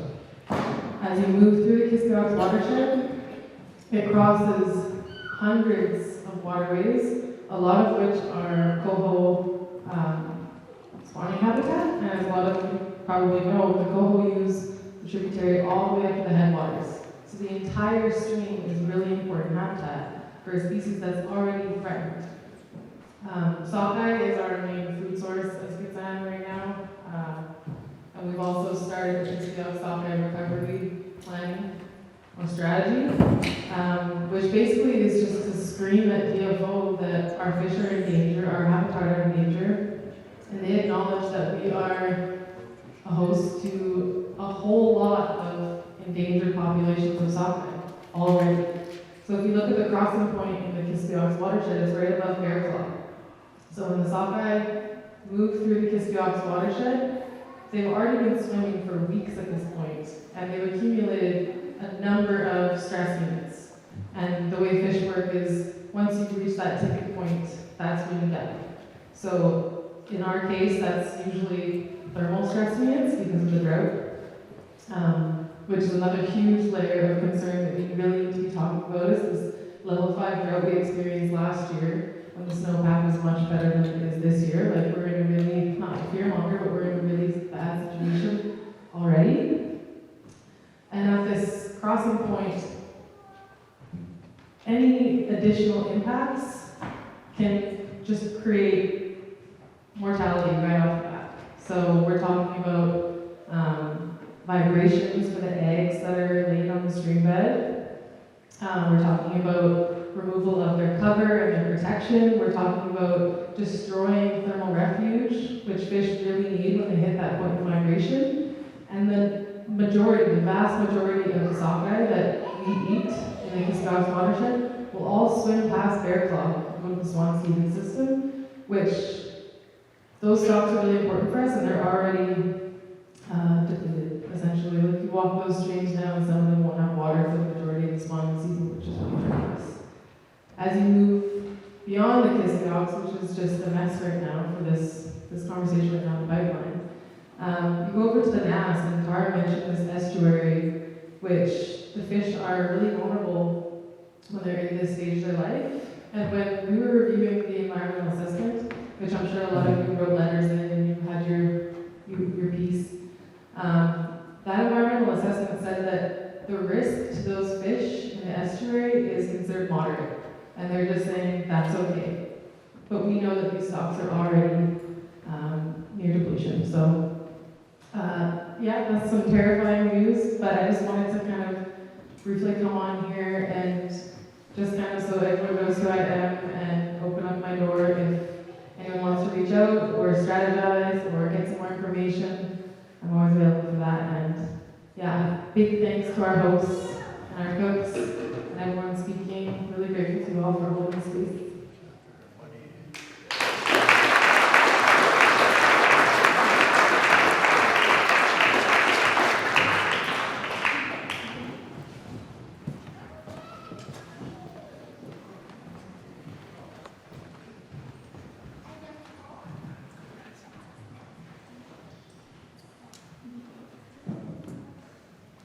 My name is Leon. I live in Wilkes, Spoke, like you.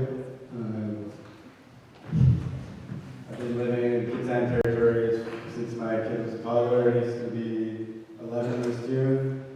I am part of a growing culture of Anchoas and Nitos living in Gitxsan and Sioux territories that are outside of the Canadian system, and I don't think there's the only reconciliation that can truly happen is between Amshuas and Nitos that are refusing and rejecting the Canadian system that is inherently based on capital accumulation and genocide of their people, and I've never pledged allegiance to any queen or king or prime minister or any part of the Canadian system, and I pledge my allegiance to the House and Clan systems in these territories, and I just wanted to say that, and that I hope that we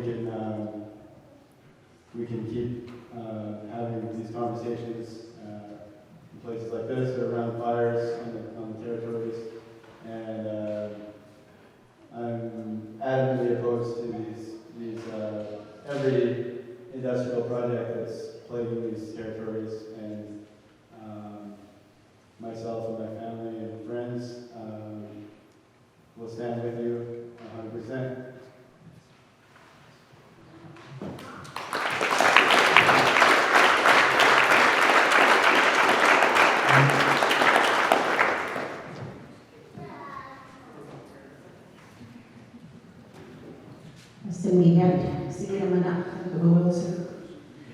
Friends, neighbors, goodbye going now, bye. I'm from Milps, was Charlie Wright sends his regrets. Singleton sends his regrets. Is that a metaphor?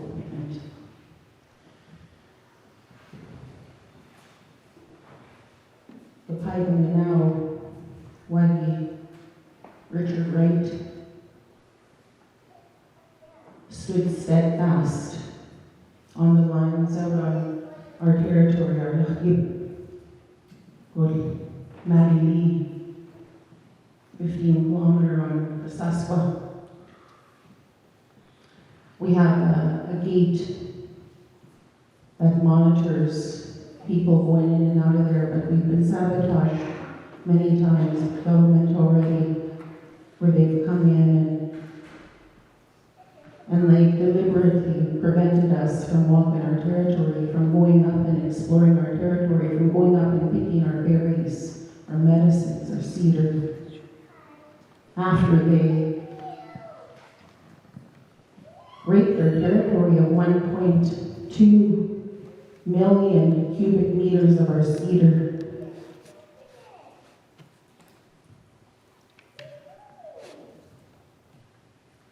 We take our daughter, we have 3 daughters, and we talk about the matrilineal woman of our Gitxsan. And I love my daughters. And I fiercely love them. And one of them have blessed us with a beautiful eggs, what? Gianna star. It was Tibasa. 2 very strong loops, grooming and preparing this little girl to one day be a leader within our group. She's 2. She's been out on the territory. She's been present when we preserved our food, when we walked Lachib. She's heard her Gitxs tell stories from their Gitxs.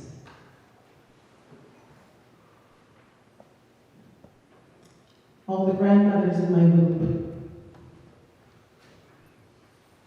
we've lost them. Since 2014. I see my cousin Mouse.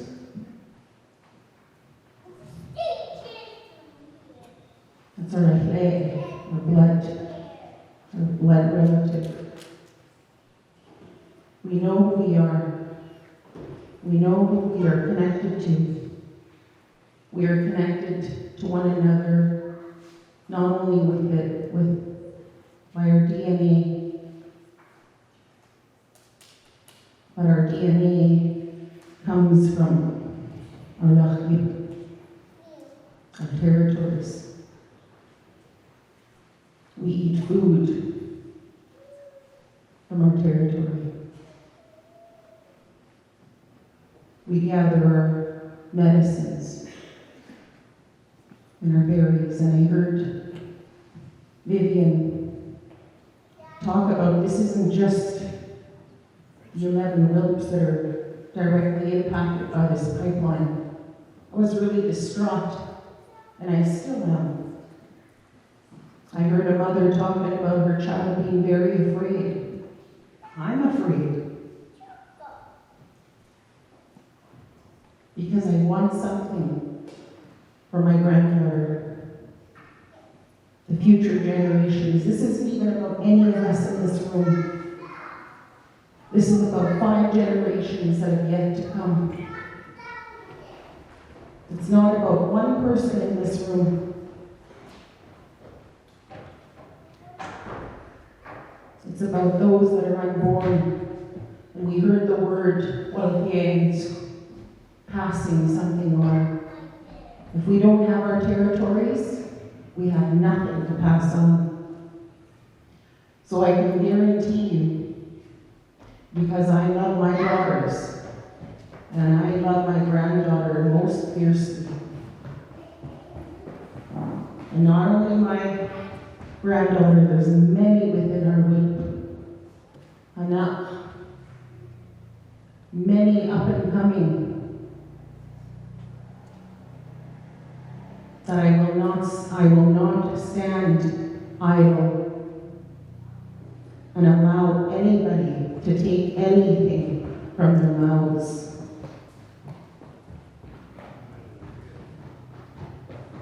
It. There are many of us within our group. One chief does not stand alone. They have all of their women up that will stand with them. You cannot do business by yourself. That's not the way we operate. We have learned to be collective, stand in unity. I have many brothers and sisters here that have helped our will.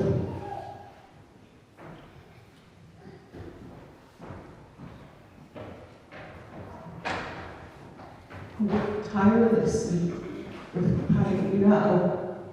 My brother fought really hard, standing on the lines, not only protecting our territory, but he dragged us out to our neighbors, our brothers and sisters, Yinta. We were there the night before their Lahyip was raided. We were right outside their territory. And they had armed military police preventing us from going in there. We paced. We worried. We were afraid. There were women. There were children. There were grandmothers. There were grandfathers that were all on the Yinta. And we stood around the fire, and I heard the grandmothers, Doris Rosso, Helen Mitchell, and her sisters. They sang their song, a song of prayer. They felt so helpless. And that's the way I'm feeling, helpless, afraid, losing sleep, writing letters to government.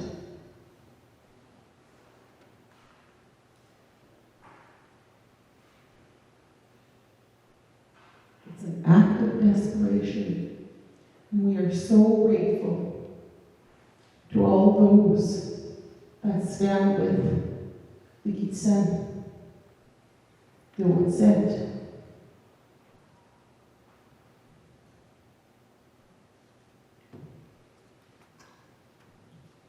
I was even afraid to speak tonight. I was telling my husband it's really hard to know who to trust.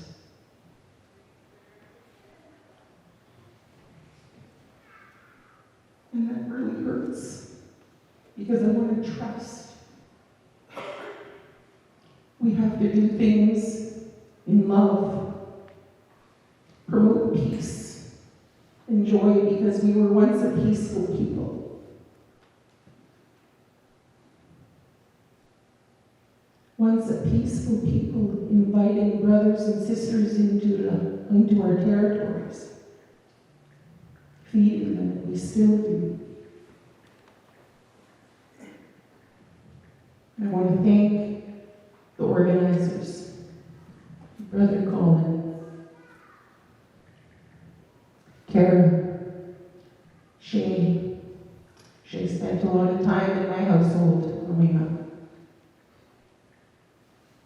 It makes me really proud to see young people in this room becoming educated, becoming aware of the possibilities when we stand in unity. And we work from a place of accepting and reciprocating love. A lot of things were done out of love. No financial currency was done. I have lots of brothers and sisters here that helped Al, Brett, Stephen. Many people came out and lifted a load from us where they helped us to band together some cabins on the right of way of the first proposed LNG pipeline. So many people came together. My grandmother stood on that territory. She had broken her hip. She said, I'll only go out there for a little while, maybe 15, 20 minutes. I picked her up at 10 in the morning, continually checked in with her. This is when we were building the first cabin. Are you ready to go, Teets? Nay. She was telling stories around the campfire about her journey walking the trap line, the Babine Trail, with her knot on her butt. Not once did she have to take pain medication.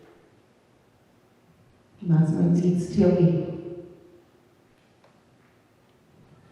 And I'll tell you, those grandmothers all sat out there. They all sat out there,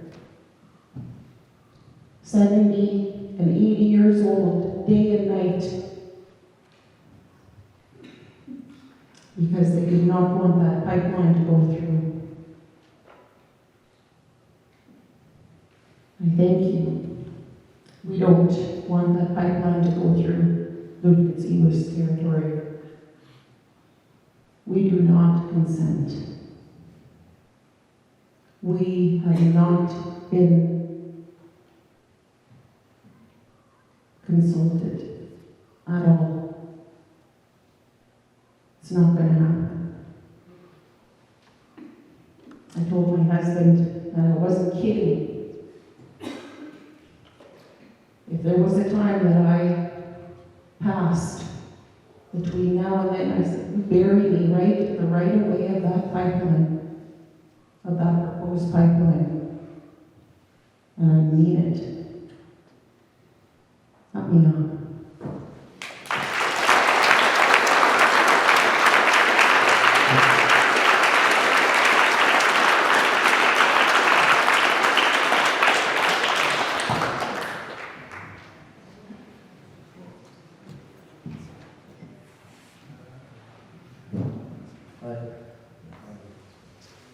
Thanks, Colin. Everybody organized this. This is really needed, and my name is Carl. I've lived in Gitxsan territory for about 9 years now. And I really feel like all this, since I got here, this land is generous and healing, and it's really special. That feels like it really has to be protected. A lot of things got said tonight, so I don't want to, I enjoy the diversity of views. That's what makes up our community, and all the different life experience that people have, and ideas and desires. It's great to see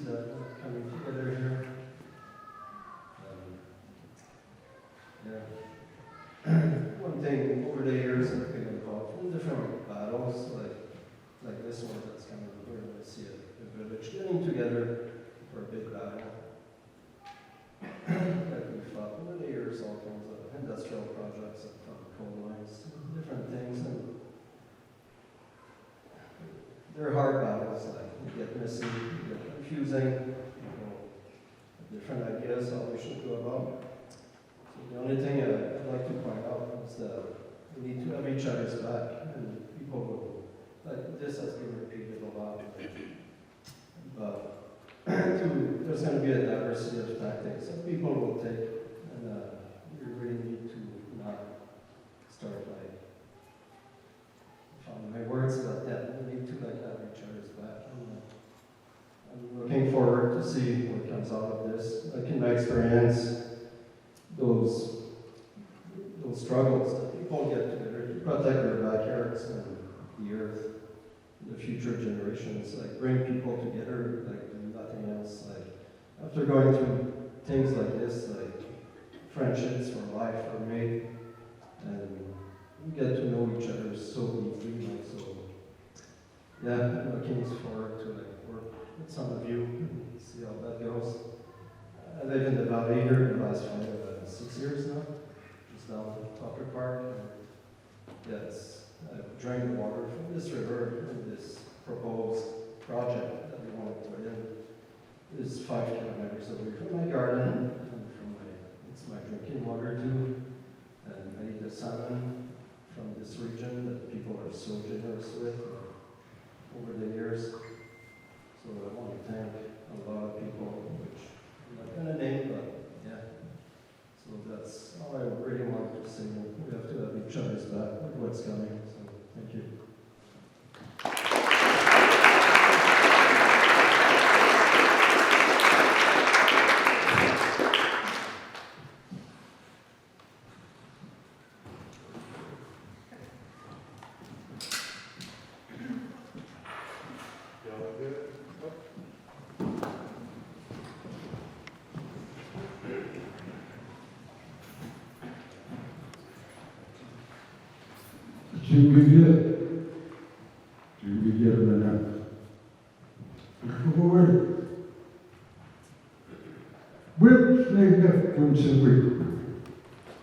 Gitxsan, nog hier, goed weg.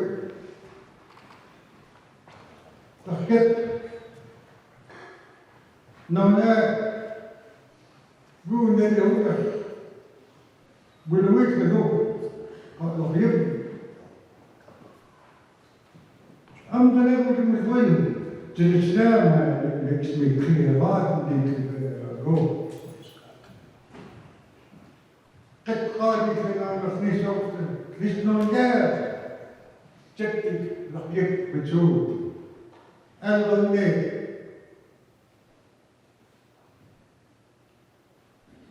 Kijk, ga ik nog niet. Wat is dit? Wat?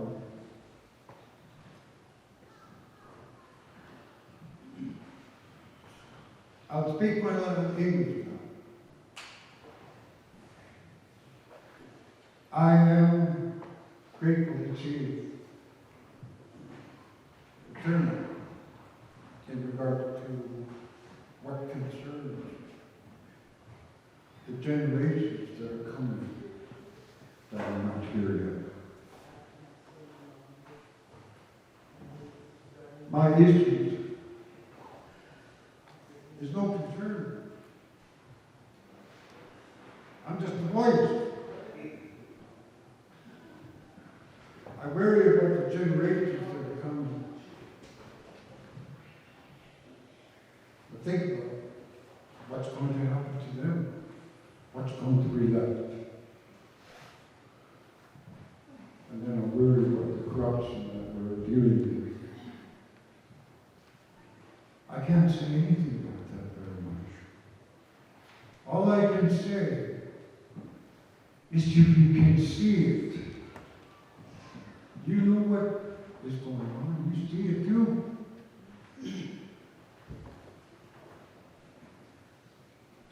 We're faced with a situation where we're dealing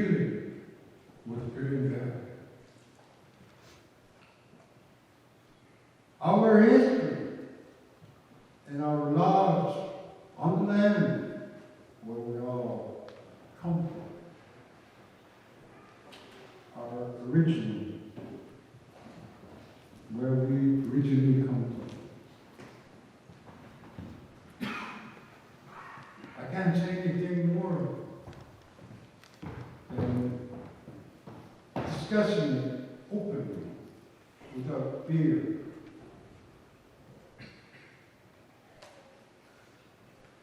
You know, we're all facing our times.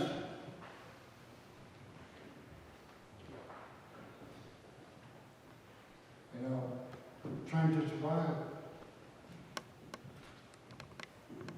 We can't do that with corruption.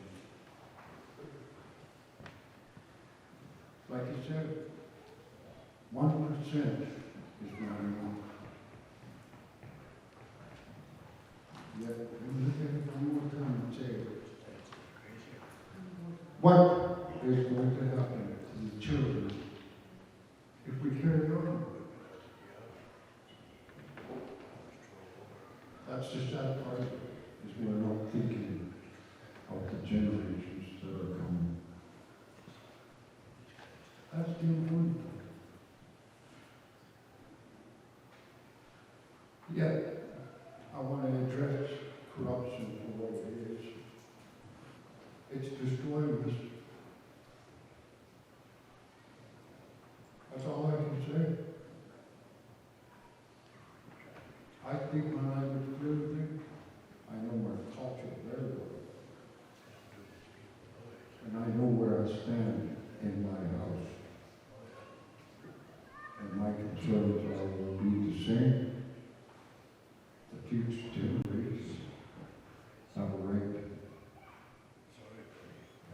Please.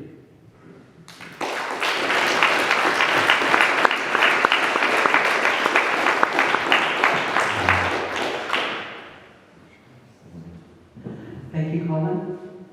Thank you for doing this. This is great. Sem Gigat, Sigurd Mana, Kuba Wilps, Saya Sozi Kapala. I'm from the Laksamishi clan. We are the sister clan to the Kispiox and Gitxsan. We have a lot of relatives there. And I have been supporting our Wet'suwet'en movement from the day that Frida and Warner moved out onto the territory by themselves. We would go out, we would bring them provisions, and as that was happening, I was continuing to work, do my job as a teacher. I've been teaching for 26 years, and I still teach today as a teacher on call. Who would have dreamed that at retirement, when you have all these wonderful dreams of possibly going out and traveling with all your retirement money and stuff like that, yet you'd be sitting out on the territory by yourself? I've done that many times. Caretaking. We know the history of the Europeans burning down the homes, actual homes of our ancestors within the last 60 years. This has happened. So we can't leave things by themselves. We have to have a caretaker out there all the time. We have the beginnings of a village out on Parrot Lake, which was an inspiration of my brother Adam Sahel. And he basically got all the volunteers together to build the log buildings that are out there on peanuts. But we're doing it. We're still volunteering our time. A lot of my pension check goes toward the provisions up there. Feeding people who come out, people who stay. Making it a comfortable place for people to come to. I'm 69 years old. And I honor the lady that we're just talking about, her 80-year-old grandmothers that were out there. That's what it takes, that's what it takes. And it wasn't easy getting me out there. I had every excuse just like anybody else. The comforts of my home, my television set, my internet was just too comfortable. It took a long time for my niece to just keep ragging on me to come out, come out, come out. And then I got hooked. It's my part-time home now. The things that I was thinking about, like I took a few notes. One of the things that I was thinking about when people were asking their questions earlier was the band council system. The band council system is just for your village. Kolin is not elected to be a hereditary chief for Lac-Kaboo's territory. He's not an elected chief for Lac-Samusu territory. He's not a Lac-Silvio chief. He's not a Kispiox chief. He's just for Kispiox and Spiox. And it would be insane if we actually believed that he's going to govern the whole of the Gitxsan nation. No, I'm not saying that in a rude way, Colin. Yeah, the hereditary system branches outside of Kispiox and Spiox. The hereditary system, the chiefs are in all the different villages, not just Spiox. He can't make decisions on that. Our chief in Wadzet cannot make the decisions on our territory because we have chiefs who live in Burns Lake, we have chiefs who live in Heckelget, we have chiefs who live in Nataiban.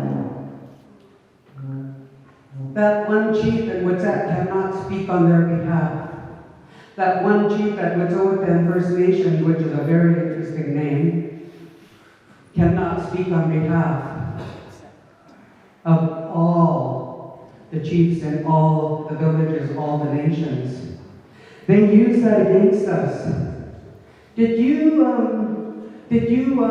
actually asked me this question, did you vote in the election? And I reluctantly said yes. Oh, so he is speaking on your behalf.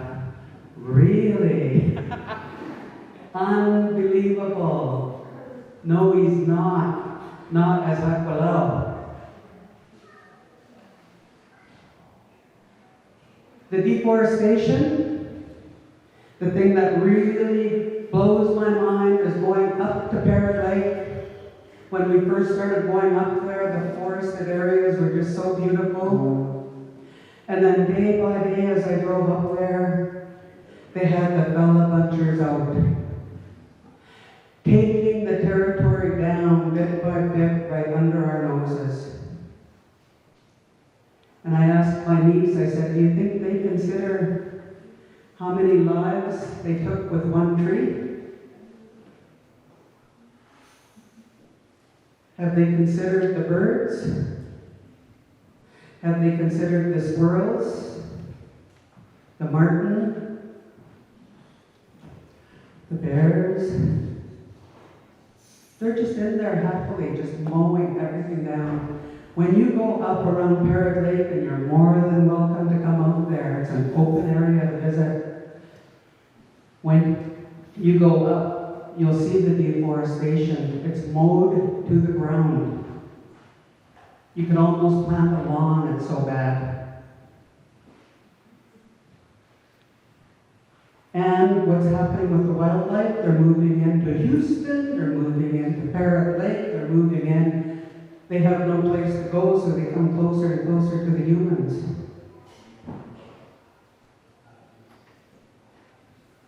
So that is another thing that comes to my mind. When someone was asking about what to do, and then other people said unify. That's exactly it. Being a unified voice. The slick actions of LNG, the slick actions of the then councils that bought into it, divide and conquer. And who did they demonize? The peaceful demonstrators out on the land. They actually demonize us. They actually call us disrespectful for having a voice. They keep throwing wakus at us. Wakus, respect, respect. And meanwhile, this is like kids that are like 30 years old or 40 years old that are saying that to this 69-year-old. Really, like, I don't know the meaning of respect. I have not done anything disrespectful. I've stood up for something that is so critical in our lives. Stood up for the land, and I still stand for the land. I say no to LNG, I say no to pipelines, I say no to mining, and I maintain that, and I cannot be bought. I say no to industry.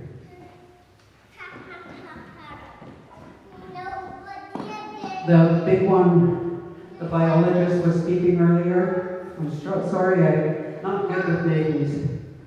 But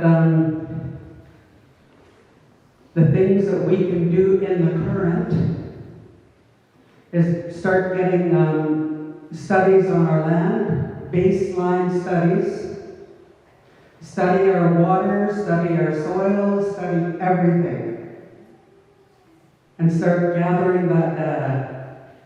Everybody should be doing that.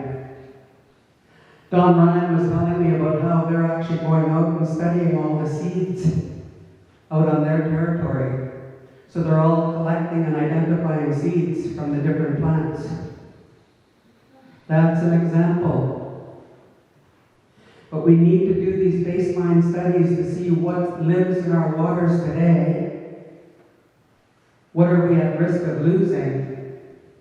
And then when that bloody pipeline starts up, unfortunately it's going to start up, we have something, we have a tool. And everybody should do that. We have our ecological knowledge, our traditional ecological knowledge, but we also need all the people, like the young man that said he's been out on the territory for 30 years, he's got the traditional ecological knowledge. He can use that. This is what it used to be. So that's another really critical thing. I have a lot of time thinking when I go to the outhouse. So many things come to my mind just about protecting the land. And the people that I would like to see stand up are all the people who have stood up at the Wet'suwet'en front line. Are there people here that have been doing that? Just stand up at your seat. You don't need to move. There's lots of you. Stand up. You people, you help with this mission. Casca Cat, stand up. Anna Marie, stand up. Casca Cat, I have to acknowledge her in a big way because she accompanies Tebesa out on the territory on a regular basis. She broke her knee out there one day. But the big thing that they do, you say, what can I do? They go out with wood in the back of their car. They'll go right into the right-of-way, they'll build a fire, and they'll say prayers. They'll sing songs, traditional songs. And the workers are all just in a panic every time they enter. And they'll lay tobacco on their vehicles. Amazing. That's my niece, Tebesa and Casca Cat. Thank you for that. It really means a lot. Those are things we do. They seem really simple, but they're so vital. Because when the people tried to disregard them, there was always something that happened to them. Some kind of mishap. They'll run into a snowbank or they'll do something because the ancestors are watching these women. They can't be disrespected.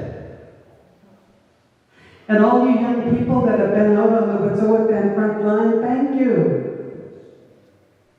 Thank you.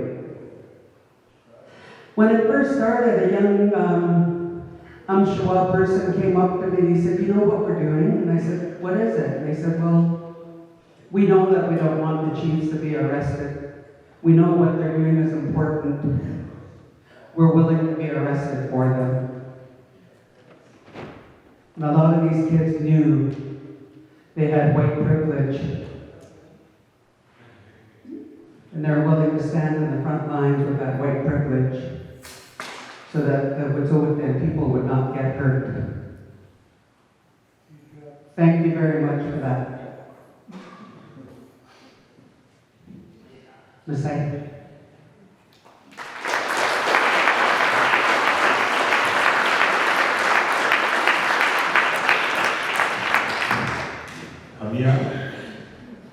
Yeah, I think it's very important too. I just, it's a point to put out there. I think most folks are pretty familiar with when I put on my chief counselor hat, my position has and will always be that any of these issues that affect the wider territory, that's the jurisdiction of the Gitxsan hereditary system.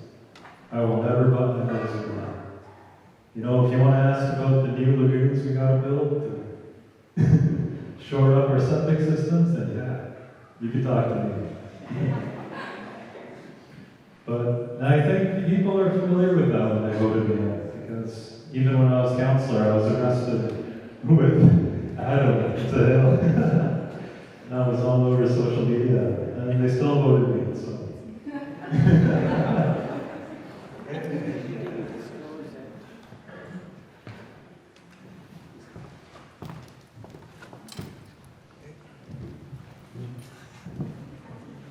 Thanks for having me here tonight. I'm Lush. I've been here for 3 years on Gitxsan territory, and yeah, I've also seen places I love destroyed, and I don't want to see the same thing here. I hear Kolin speak of the importance of stopping these projects soon. It sounds to me that these projects snowball and become harder to stop the longer we wait. I hear Slato say that we're in a unique position here on Gitxsan territory now to stop the PRGT line. We still have a chance to get organized while it's in its early stages. On Wet'suwet'en territories, I've seen resistance heat up over the years in camps, whether Gitxsan, like Sampson territory that was reoccupied, houses built in the way of CGL pipeline, and more daring acts of sabotage. I wonder what it would mean to learn from this experience of our neighbors and bring the ferocity necessary to stop these projects in its tracks now, while it's most vulnerable. And not just to say no to this project, but as Kolin said, what would it mean to say no so firmly that these next industrial projects, lithium mining, offset Yoden, whatever it might be, think twice before considering destroying these territories. Shay pointed out that we need a diversity of tactics that to defend the land, everything needs to be on the table. And another thing I've heard tonight is everyone speaking the importance of unity, to stand together, because these will be hard times, like Carl spoke to. And yeah, I guess I want to invite everyone to think, what would it look like to be able to stand together, to stand in unity through all these hard times? Thank you.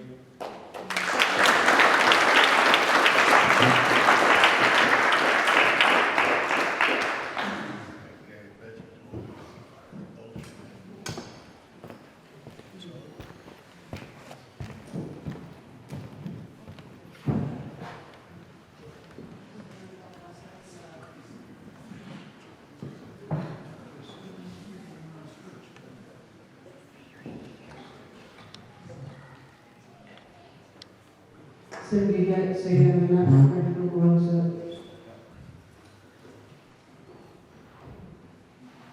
I had called or editors why I was losing so much after group for Daddy. Kitchen Town was the body and control was the nothing. I asked my, I guess I need to translate. I'm from the House of Blues, Dr. Blue. Elder Bruce is my feast name, and my English name is Maureen Maguette. My father is Alvin Maguette, and my mother is Anto Dorothy Maguette. I asked my sister Gwen, because she's not able to come down, I said, what would you like me to share? And she just shared and sent it to me. And she said, we are a collective society. We are all directly impacted by the pipeline. The land, the water, the air, the animals live there and will be impacted. Our cellars can't be filled with animals that disappear.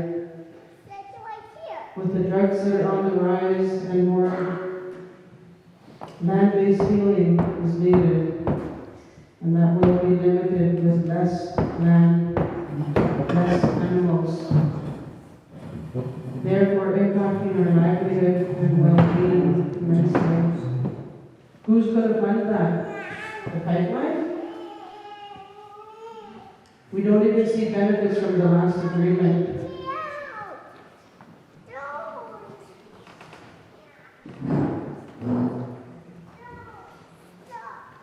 I sat in a ceremony out at Wilpsset, which is the only treatment center here in our nation.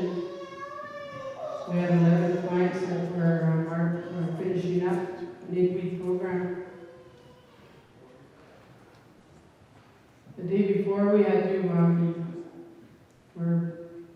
put out a bunch of prayer ties as we were going into the sweat lodge. And I said, as a student, I'm just going to sit back and I'm going to see what ties that are going to be left here on the floor, and I'll pick those ones that are left. One was for Father Sky, and one was for Mother Earth. So I made ties.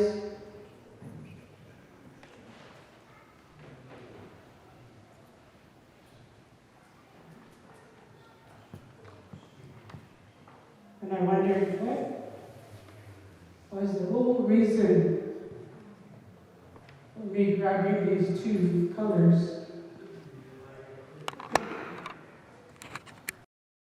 This morning, I went to another ceremony, and it was to honor our Indian residential school survivors.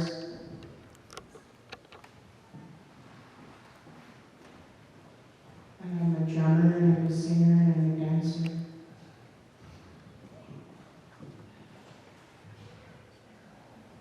The week before, I was invited to the high school to share the singing. And I've heard the young people share their stories of trauma. The courage that those young people had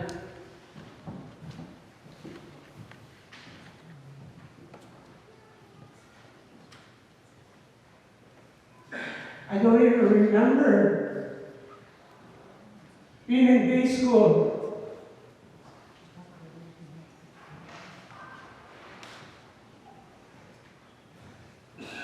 We're trying to figure out, it's only me moving back in the last 2 years here that my sisters were able to share with me some of the memories from school.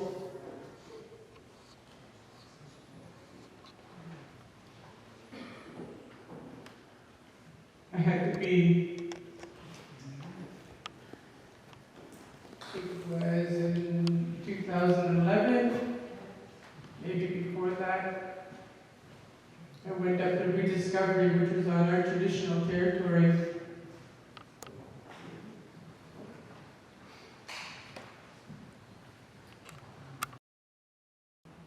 I know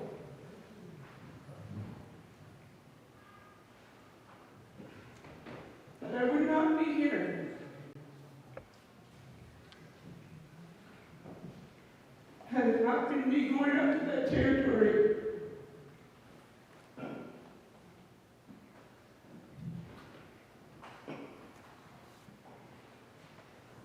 To go and bathe in the water, pack the water, build the fires.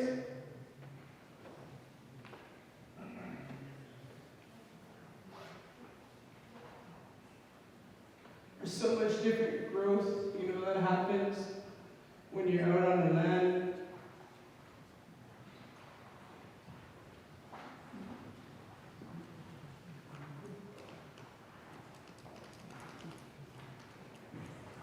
I know that I pray very hard for the people in the Wet'suwet'en territory. In case, we're going to give in their orders from Victoria.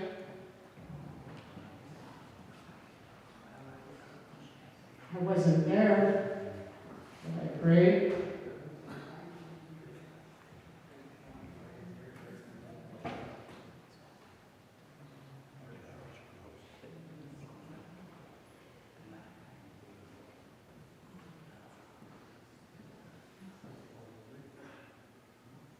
The singing, the stories that the kids have shared when we had a rediscovery camp up in our traditional territory. We want to go back. We want to go back. We want to go, how come it's not happening?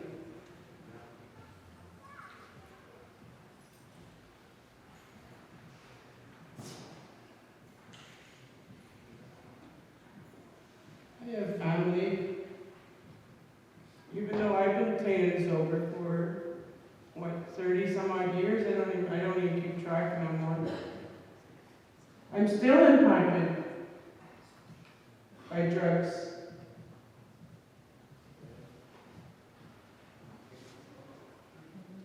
Mental health.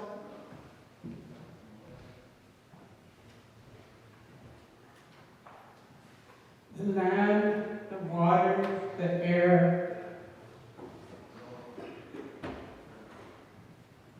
All of the teachings that we have as Indigenous people, I've heard that it is those teachings that are going to save where we are headed, which is the destruction with the pipelines.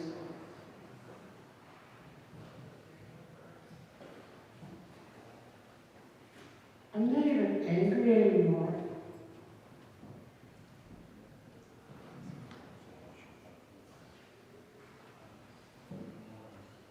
But I do want to go to stop the highway. I want to block the highway.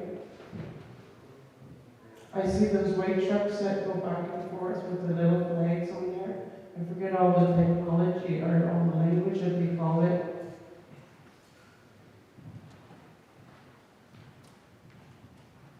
I worked on the pipeline as a flagger for 2 months in Hope. And it went against every moral fiber in my body. The money was really good, but the people were real assholes that we worked with. By the time I left in 2 months of being a flagger, I felt like I couldn't even walk. I felt so sick. It may sound like I'm going all over the place, but just keep following along right now.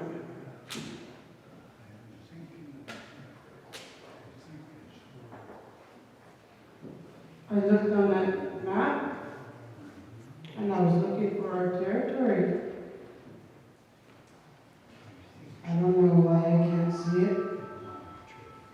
I checked out that map, and I checked out that map over by those snacks on the table. I couldn't see our territory.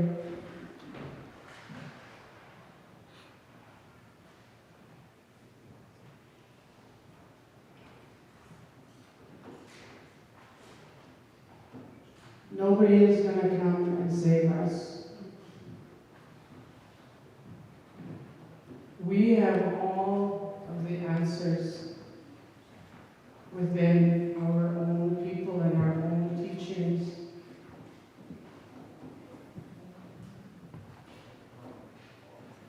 I think I still have a little bit of fight left in me. I probably have a hell of a lot more fight than I think.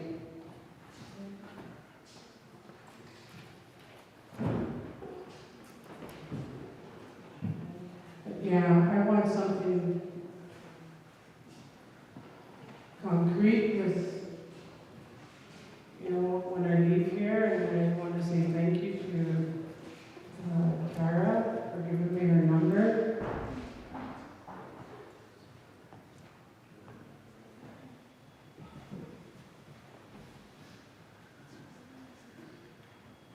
I know when we had a community gathering in Gitxsan, I shared the dream that I had prior to all this signed documents, you know, of the same list that are on the maps there. And I want to share that.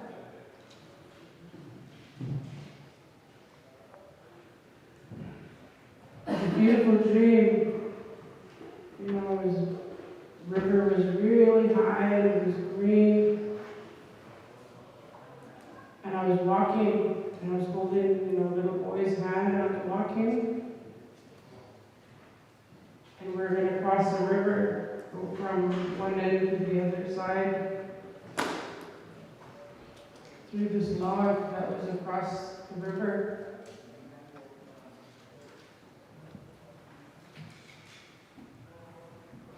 And out of nowhere, this pod of killer whale come up the river. And there were so many that you couldn't even see the water. All I seen was, you know, bank to bank killer whale. That little boy hurt his ankle, and so we had to stop. So as we're sitting there, and I was, you know, taking care of the injury, the killer whale went by the pod, and they went over that log, and they went under that log, and I just went, whoa. I wouldn't have lived out if I had kept going, just the guy had hurt himself. But it was such a sight. It was so beautiful, but strange, because killer whale don't come up the river. So I was wondering, why are they in the fresh water? And for whatever reason, and however they did it, they went up that river. And in that same dream, you know, they came down. And again, the log was disappeared because they came down and they went, and they disappeared. And I was just amazed with what I had just witnessed.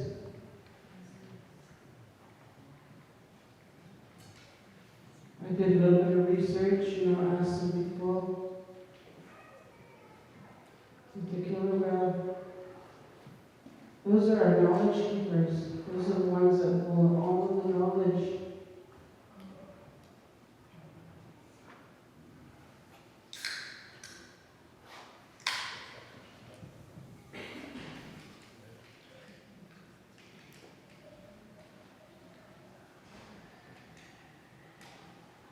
We need to wake up.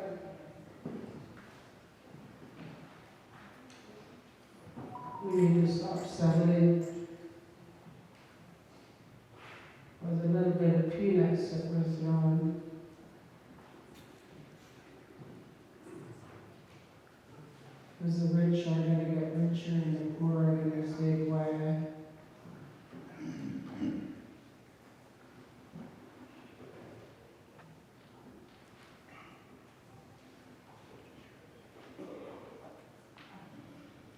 Like I said, normally I'm just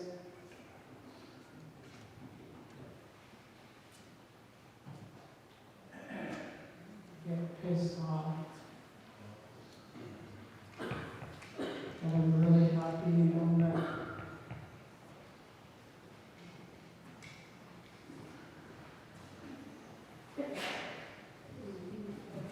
I think we're gonna get through this, but we're gonna have to do it as a collective. Everyone. There's no answers or advice.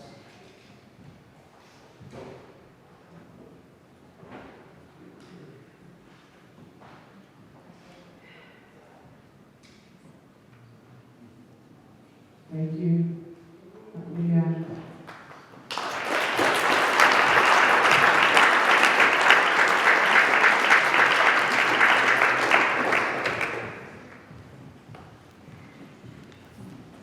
Gitxsan, everybody. And just once again, really, from the bottom of my heart, appreciate all of your presence here. Oh, I'll ask you, you'll be officially closing, even though I don't know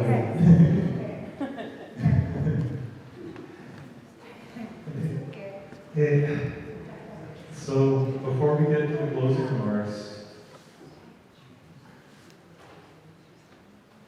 we're going to do the raffle. And just a big thank you to VP Mel back there for handing out all the tickets tonight and reminding me that we had a raffle. So we have 4 prizes of $100 cash. Straight cash. No beating around the bush. You won't have to return it to Walmart. You can just use it for whatever you want.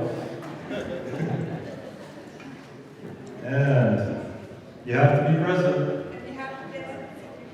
Oh yeah. You can dance if you want to. And our first winner is 9159. 305-9159. We have a winner, hey! $100.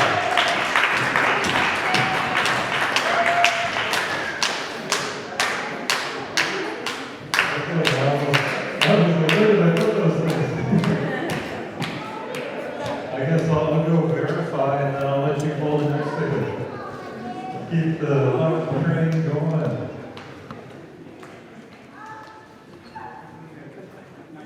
We're good? Okay, so yeah, our next winner is 9123. 9123. 9123. Going once, going twice, redraw.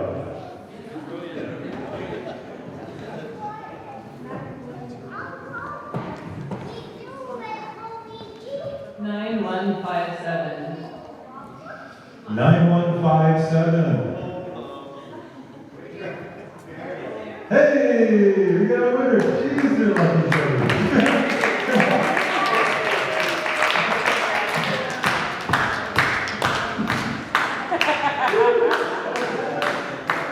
Yeah, you gotta move, now time to show off.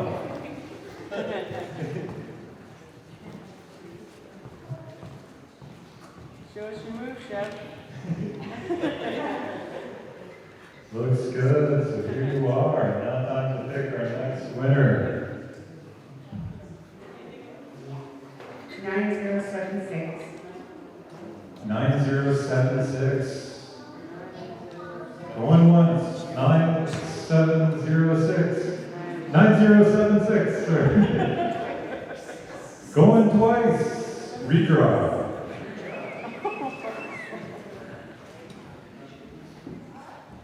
9090. 9090.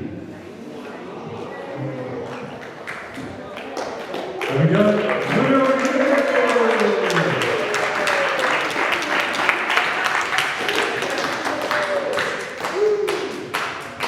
It looks good. Now to pick our final winner. 9075. Reach up. 9075. Hey, Gitxsan!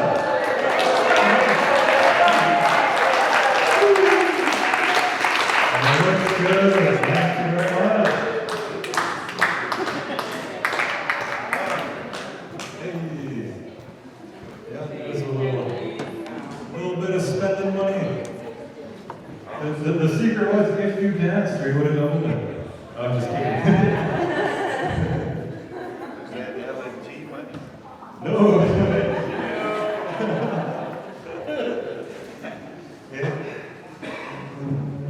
Okay, so I guess I'll call up maybe Tara and Shay, and we'll offer some closing remarks, and then we'll afterwards ask Olympics to close out the show for the night. But first of all, I just wanted to say that I have the utmost respect and admiration for everyone in this room. And even the conversations tonight have just reminded me of so much that was formative in my early years. When it comes to our parents, when it comes to our grandparents, when it comes to the life and the sweat and the blood that they put into keeping our system alive, keeping our way of life alive. And I have to say, Richard was a big inspiration for a whole generation of, for the young punks like me. And, for everyone here, for all the work that's happening in all the respective world, and I think we're starting to see the beginnings of that vision coming together, the beginnings of that plan that will take us into the next 100 years. So we're not just reacting to things that come to us, but that we get ahead of it, that we're ready, that we already have the answer locked and loaded, the process in place. Hey, honey, I miss you too. Yeah, she has to tolerate me being things like this all the time. But I just want to say that from what I've heard tonight, unity is the key. Consent is the key. Our governance, our dignity, getting out on the Latvia, making the opportunities to reconnect with that Latvia. And even points of struggle can be a point that brings us out there and helps us to grow the relationship with that land, with our relatives. Because I think the Gitxsan ethics are clear. Not only are we responsible for each other, we're responsible for all of life, and life is a gift. And we will only benefit when we cherish that gift and we nurture it. So before I hand it off to Tara, I just would love, if we could show a little kindness and love to ourselves, even because I know the work is hard, the work is tough. No matter where you come at it, it's always going to be difficult. But I think in an opportunity like this, we should just everyone here, give ourselves a big round of applause, because what we do is driven by the indomitable spirit in the land. And that is something that unites us all. And that is a fire that will never stop burning. So just a big round of applause for everyone here and all the work that you've done.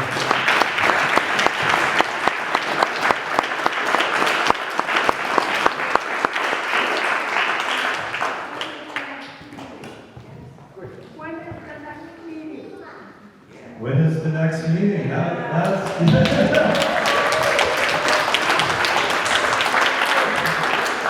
When's the next Canucks playoff game? No, I'm just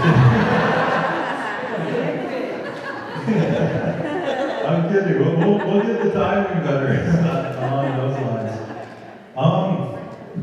I guess, does anyone just want to throw it out there? Because all of this is just very grassroots, by the people, for the people. Needs to be sooner than later. Sooner than later. Yeah.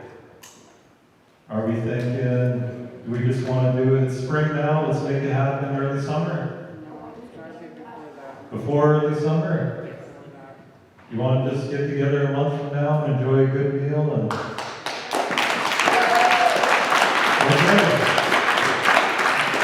That sounds good to me. That sounds really good to me, and I really, really appreciate that. So yeah, I'll pass it over, and once again, thank you so much, Tara, for coming out here and being a part of this. Dwight, Sydney, Colin, Dwight, and everybody for sticking it out with us and late Friday night. And yeah, I just feel really empowered by everybody's voice and the support that's been shared today with Gitxsan. We stood up pretty early last year saying, hey, this isn't the right thing and we've got to do something. And we felt really alone. We've been writing letters, we've been putting out press releases, we've been trying to get awareness, trying to get government's attention on this. They keep paying attention to the NISCA. They're the favorite child right now, and we're the bad one, the bad stepchild. And, you know, we're not alone, and it really warms my heart to see that we're not alone anymore. And I'm sorry that lady left, but she said that, you know, her child was really scared and saying we're going to die. That is a real fear of climate change. It's a real fear of what our planet is going to look like. But I just want to say, you know, not on my watch. I won't let that happen. I've fought these projects before. I will keep fighting them, and I will work with all of you. I'm a resource for you. I've given out my number. And this is the work that gives me hope. So please reach out if you need any support or resources for this work. Do I exist?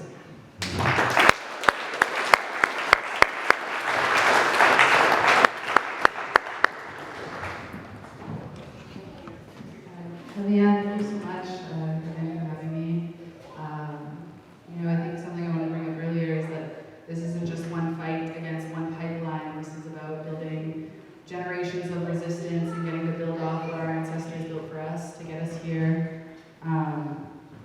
Lots of people were asking about, like, what do we do now? How do we start fighting this now? I think it's so important to be getting our people and our youth specifically out on the land, finding programs and ways to get them out there and really nourishing our people's connection to the territory again, you know, letting them get out there and see what exactly we're fighting for. I know for me, going to the Yinta and being out on that territory, it really just strengthened my will to fight. And I think looking to where things are already happening, you know, Maddie Lee's been out there forever now, and Gitxsan and the Gitxsan checkpoint and the Unistoten and the Laksamsu, all of these places are places of resistance for our people, and we can go to them and we can learn from them. You know, like the Gitxsan, the Haginat the trapping program that's happening, that's intended to teach young Wet'suwet'en people how to trap and be out on the trap line on the land, and finding ways to build up these programming for our youth, for our Gitxsan people, and fostering that connection, I think is going to be really important. Another note I wanted to make is that for the investors that are looking at these pipelines and these projects, they're looking to make sure that the environment that they're about to invest in is stable.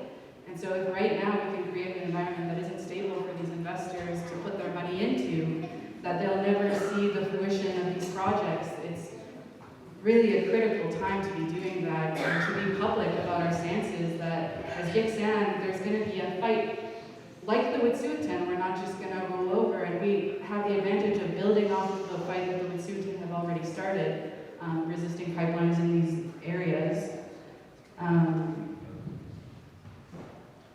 You know, we'll fight every step of the way, but I think right now we are really lucky to be able to start before they start surveying, so they can't start using or collecting data that they're going to use against our people later.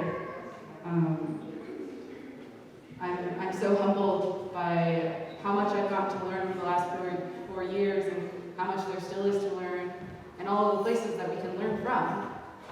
You know, we can, or the cops, they learn every time time that they raid Wet'suwet'en territory, how to raid Wet'suwet'en territory. But we can learn from each other as well. We can learn from the Wet'suwet'en, we can learn from Berry Creek, we can learn from different anarchist struggles, and we can learn from the people in Atlanta resisting Cop City, and the people in Palestine, and all of the universities across the country that are across the world right now that are resisting colonial occupation. You know, it's a really good chance for us to be talking within our circles and learning faster and more efficiently than the cops are learning how to raid us and how to suppress our movements. You know, there's always going to be conflict, and there's going to be hardship, and there's going to be burnout, but we can build communities of care and find ways to catch each other when we fall in these fights and nurture each other back to health. And, you know, there's just more of us than there are of them. There's more people willing to resist. There's more people that are willing to care for the land and to fight for future generations. Just in the last couple of years, even when Berry Creek was happening, and there was a blockade on the La Hip and there was a blockade on the Yinta, they had to fly in cops from all over the country just to police those 3 places. So there's not enough cops to police us all within the country, and we need to continue to build up what we've already been doing here. So thank you so much for having me.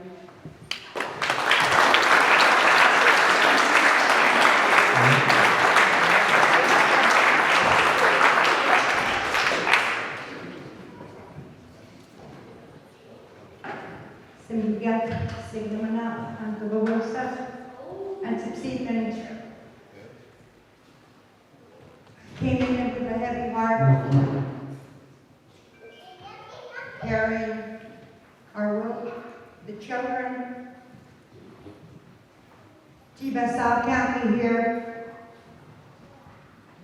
He believes in matriarchs, women, our auntie. Nagwa, and Gulubish and Gulubish was a blind granny that lived up there. A blind granny, Emma Lutz, and then Mary Johnson and Gulubish. And she was the one that was in the court case to defend everything.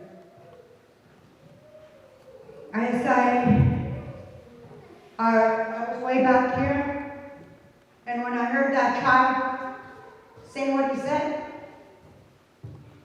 it was not a good feeling. I've worked with youth since I was 38.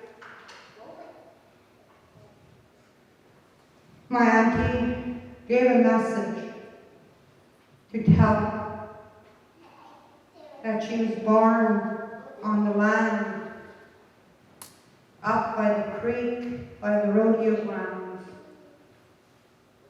with her grandmother and her grandfather. She was born there, and she's with us now. She still is with her husband Pete. We learn from our matriarchs and our grandmothers. Not just our grandmothers, the others that came to visit. And they always said to protect the land because we have animal kingdom in us. We cannot hurt them, but we have to, if we have to eat them. We respect them. We don't even disrespect their droppings. They always said, "Oh, what? Be careful what you do."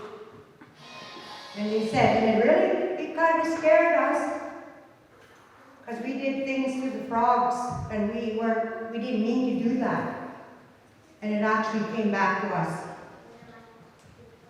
Any little living creature, even a baby, they only live for 2 weeks. And all that you can see right now, we have a richly blessed territory amongst each and every one of us here. And I recognize some beautiful faces. I was walking up here today. And when I was walking, I was thinking and looking at everything and seeing all these cars pull in.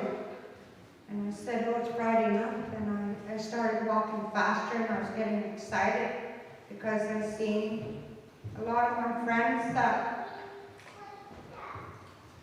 were up at Marsden. Through the dream of my Winnipissans, Barry, we carried it. We sat on that road to protect everything. We lived in a van. We lived in a van at 25, 30 below to protect the breath of our grandmothers because we did not know where to go. If we had to run out of this area, we can go up there. If there's no water here, it'll be contaminated. And we're going to save those creeks, and there's going to be no pipeline. I don't think our grandmothers are going to allow that. They protected it long enough to see them blockade right up here. His grandmother. She sat on that road and protected it.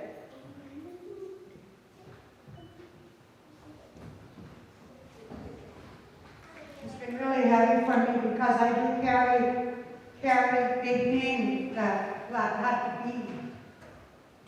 And as long as I'm here, I will protect the creek to creek that we know the boundaries are. The boundaries are creek to creek, mountains, and we protect our families that protected us at the valley. I can always remember them looking after my grandmother and tilling the garden so we could have potatoes. The connections that we had with all our friends, especially Gina and his family. All of them there. So again, I want just like to thank all the beautiful presenters and all the ones that spoke tonight. It's very touching, and I'm sorry that I did come in here with a really pumped up because I do have a lot of respect for our culture and our feast hall and our lands that tie together in with the regalia that we use because we need to keep wearing this regalia so it represents the land. The blanket we wear.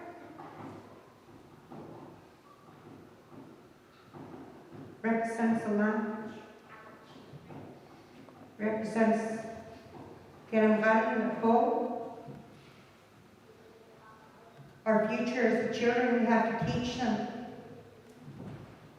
I really got emotional when I heard my Hamzy with my great-grandchild. There was a lot of emotions in here. That's from up there.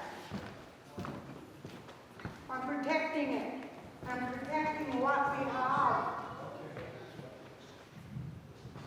I needed this. I needed it. I really miss my Gitxsan. Leonard. I miss him. He never had the chance to sleep in that cabin, but his spirit is up there and all the others. And in our midst right now, we're not alone. We're going to be all pumped up when we protect them. Protect other people's territories because we're not going to be destroyed and we don't want to die. We're losing a lot. Haven't we opened our eyes? Our children, they have nowhere. They got no future, and they already know that. We shouldn't even be judging them for trying to find a home, and they're suffering. I went really far, but I'm going to do a song. It's a prayer song. It's been done on the Kolin by a few people. Her mother created a prayer song, and I toned it. And I will try that tonight for the closing prayer. I love you all so much. I've never ever felt this way and releasing, because I had a really beautiful heart, so I know what has been happening and I know all what's been going on now.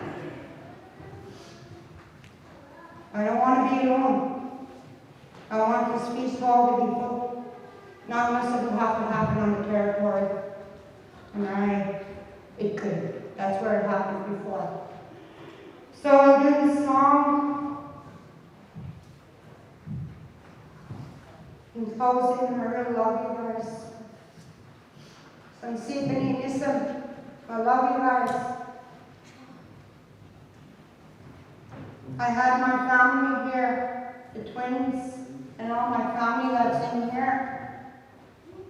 Each and every one of you. And I heard that we were trying to split. That's not going to be there. We're not. So, okay, I'll do the song.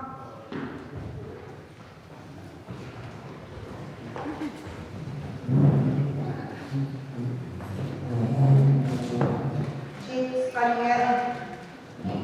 Kasabang isang luminamagyan. Lakit. Cheeks, Daniel. Salam isang luminamagyan. Lakit.